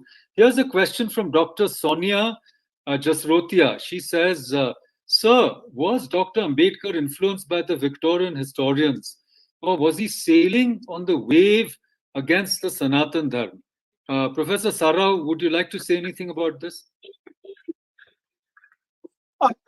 I think Dr. Ambedkar was a very patriotic person. If you read his book, Thoughts on Pakistan, you would realize. Of course, there was all kinds of struggle going on for sharing the resources, access to the resources. And Gandhi, he was playing his own kind of politics. So Ambedkar, perhaps as a matter of survival, perhaps used this tool exactly as the Victorian indulgences had done. So in certain ways, he also became a sort of tool in the hands of these Victorian intellectuals, or the kind of thinking of the Victorian intellectuals. And that kind of thing has continued even till today. I wouldn't like to name any particular community, but there are certain groups of people who call themselves as so-called Buddhists. And they think they have kind of ownership of Buddhism. And you say anything in academic criticism. You disagree with me, I have no problem. But you begin threatening me with physical violence. I have faced it a couple of times in Maharashtra, Nagpur and Pune, where followers of Dr. Ambedkar completely throw academic debate to the winds. Many of them, they just become very physical and very violent. So that kind of thing has continued. And let me give you an example of Delhi University itself. I retired about a year and a half ago. Till today, my pension file has not been processed by Delhi University because Delhi University is in complete control of left and Congress. The two groups don't like me at all, so my file is missing. And I'm on the verge of starvation. I have to borrow money from my brother and others, and I don't even have money to pay rent because these colleagues of mine at Delhi University just are sort of, think, so that kind of environment with, and I think Dr. Ambedkar also sort of became a sort of tool to some extent. Sir, I'm very sorry to hear this. Let's see if we can help in any way. I think we should write to ministry about this. It's a very serious matter. And I'm sure Bhatt Saab can also help. He's very well known, very well connected. He can put in a word. I think stopping your pension is not acceptable on any ground whatsoever, certainly not on ideological ground. Now, we have a few questions for you. Actually, we are running out of time, but the questions, I'll take two more. One question is about the BTMC Act. This comes from Dr. Arvind Kumar Singh. He says, why should the chairman belong to any community? He says, if he's a Muslim, the question is, throw some light on BTMC Act.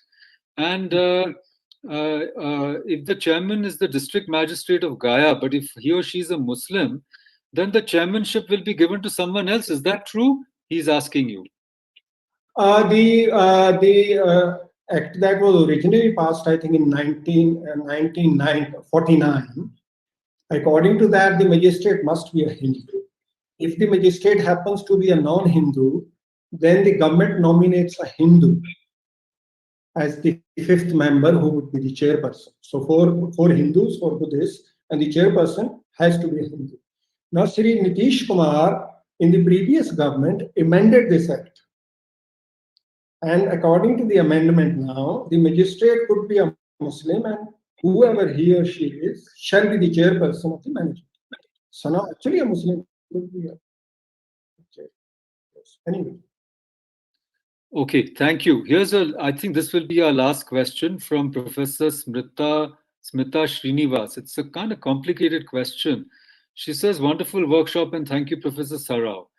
Are the analytical, philosophical traditions of Vedanta, Nyaya, etc., separated from these cultural diatribes against Hinduism and Buddhism?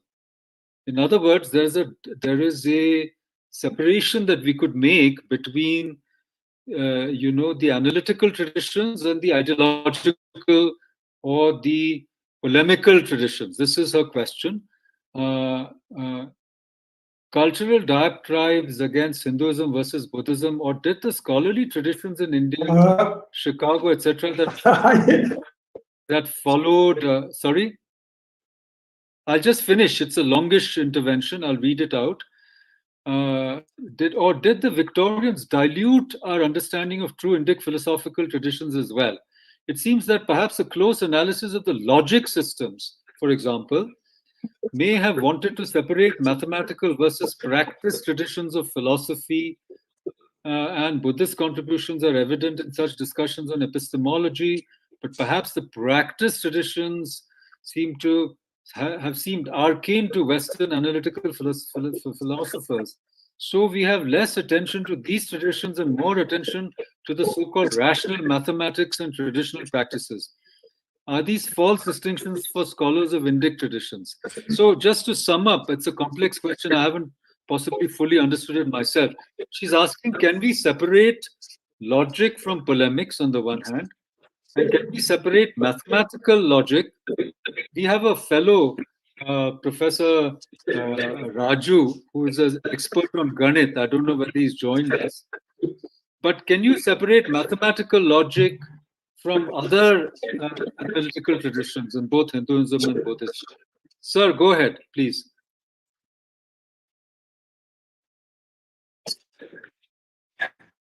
I'm not a man, so it's very difficult for me to sort of answer this.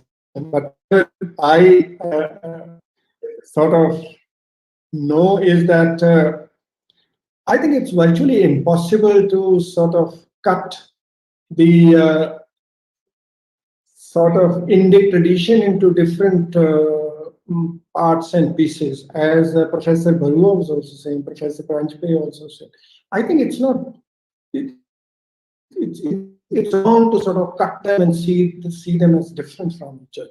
And so when I look at the 6 different philosophical systems in ancient India, then Jainism and Buddhism, those who try to see them as separate and in certain ways kind of confrontational, I think that kind of thing is wrong. That kind of thing didn't exist. And also in India, things were settled through debate. So you have 2 viewpoints, you have a debate. So Buddhists, Jains, Hindus, within Hinduism, various other kind of groups would have a debate and settle things on the basis of debate. I think there was much of a conflict. It was basically a debate, the tradition of debate, I think. Thank you. Thank you very much. I think it's very hard to splice through these traditions, as you said. I think Professor Bhatt wants to say something. Go ahead, sir.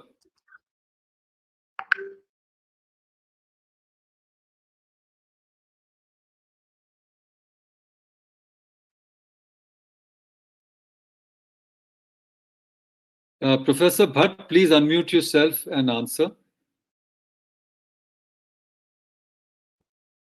I'm unmute, I believe.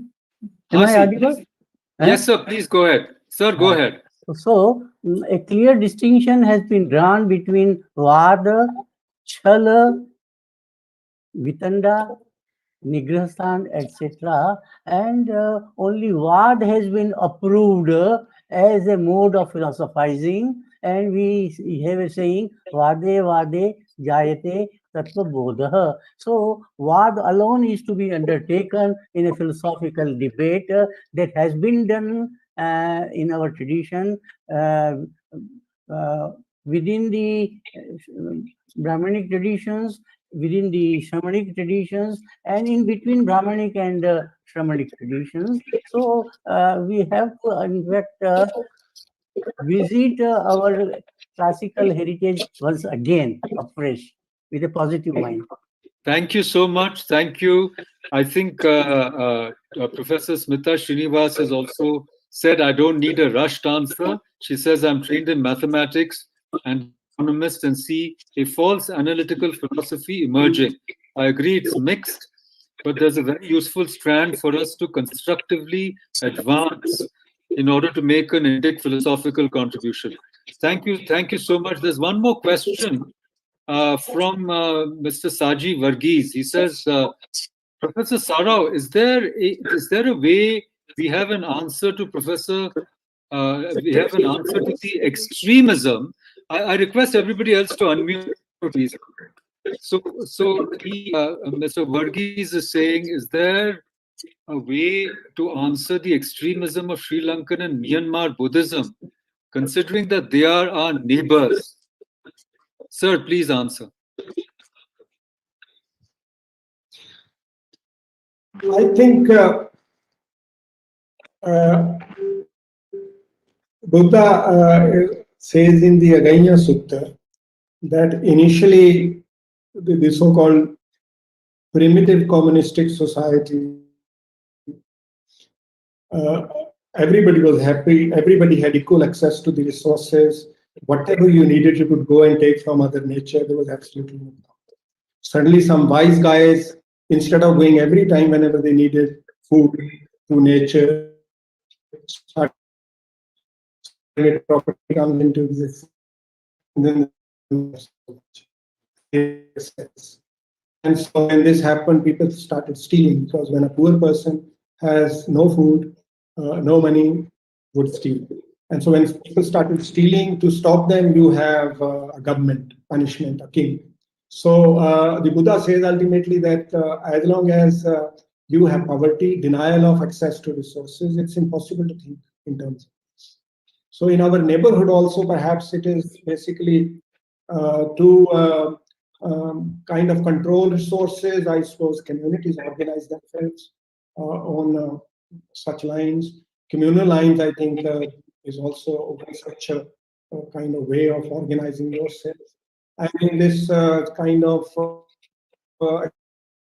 extreme nationalism that has arisen in Sri Lanka, I think Dharmpal used religion to the extent that, so this kind of perception of that Buddhists are in Sri Lanka, English and Tamils cannot be Buddhist, and so on and so forth. There is this type of for basically possession of resources in that small country that we have. Thank you. That was a very fine answer. We've seen that in our history, especially in the recent history, when the census and vote banks and numbers became organized versions of religious identity, caste identity, and linguistic identity, regional identity, all being deployed in this, divisive narrative. So anyhow, some of us have been up. I've been up since 6. This has been very exciting, and we were preparing. So we must break for lunch. But I've got a request from my friend, Professor Anantakumar Giri. I will give him the chance to conclude this session. He's a very wise man, very well read. He's an activist, he's a poet, and he has his PhD from Johns Hopkins and has been at the Madras Institute of Development Studies. Ananta Bhai, please be brief and conclude this session. And I just wanted to say one thing, that our afternoon session will begin at 2. We have a very interesting afternoon today. Professor Vinod Vidvans, who is an amazing scholar on Indian music, he will speak. Professor Bharat Gupt, my friend for at least 35 years, he'll speak on the Natya Shastra, which was his PhD topic, and He's a great expert on this. He's worked on it. He's written books on it. So we begin with that, and then we have Professor Nataraju in the afternoon chairing. I mean, the first session will be chaired by Professor Rita Ganguly, senior professor. I think she's a musician as well, if I'm not mistaken.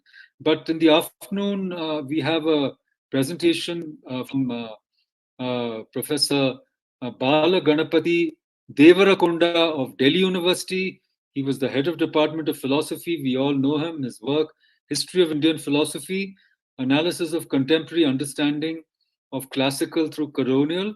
And then another friend of ours will join from the USA, from the Shawnee State University in Ohio, Professor Lavanya Vemsani, who has 2 PhDs, one from Hyderabad and one from the USA. So please join us exactly at 2 o'clock. And now I invite my friend Ananta Bhai. Please say some wise words and conclude the session. Thank you so much, dear Makarand Bhai and Professor Sharao and Professor Robert. I was thinking both these 2 papers, they really invite us for further, hard work of labor. And this is possibly not the time to raise some questions, but in the spirit of Makarand's invitation, beginning with this very broad invitation in the morning. So this challenge of being with Indology and Indic studies today. And my only submission here, and even if, and I think terming it Bharata Vidya is deeply inviting, but this journey is also a journey with the contemporary. So therefore, we are invited to be with temporal in a very open sense. So to cultivate Indology and Indic studies with both the contemporary and multiple layers of time. And it is in this sense, these 2 papers, Professor Robert's paper about Sanskrit Hinduism, for example. But the paper Sanskrit Hinduism is an invitation for understanding layers of the multilingual, as it draws on the Pali and also the Tibetan sources and translation. And with Professor Sarao, for example, how do we realize the Buddha? Now, the Buddha might not have critiqued the caste system, but the very idea of caste on your own achievement itself, what are the criteria of achievement? He might not have critiqued the Brahminical system, but the idea of the Brahman in Buddha's sadhana, is it the same as the idea of the Brahman? I think these are further invitations for us. And my also another submission is that speaking about Buddhist studies, the kind of the cosmopolitan and the planetary conversation that took place between the Greek sources and the Buddhist sources, and in Central Asia, the dialogue between Islam and Buddhist epistemology. And therefore, in cultivating Bharata Vidya as a contemporary which builds on multiple layers of our reality and civilization, we also need to include Islamic sources. And so that was my submission to this very deeply inviting dialogue and exploration. Thank you, Ananta. I think Al-Baruni is a very important defining text in many ways. And if we had a paper, a new reading of Al-Baruni, it would have been great. But I really want to resonate to your idea of temporality, because all times are included in the present. Our notion of Kala is so complex. Times past, times present. And from an Aurobindonian perspective, times future are also contained in the time present. And we want this present to be a gift, to be a present, if I were to pun on the word present, to the scholarly community which has taken time to join us from the US, from Europe, and from different parts of India. My pranams to all of you. Please enjoy your lunch and please be back at 2 o'clock. I want to see all of you back. I know you're very busy, but we are all working from home. So don't abandon us. Please join us again. And we look forward to seeing you again. Thank you so much. Thank you. Namaskar. Namaskar.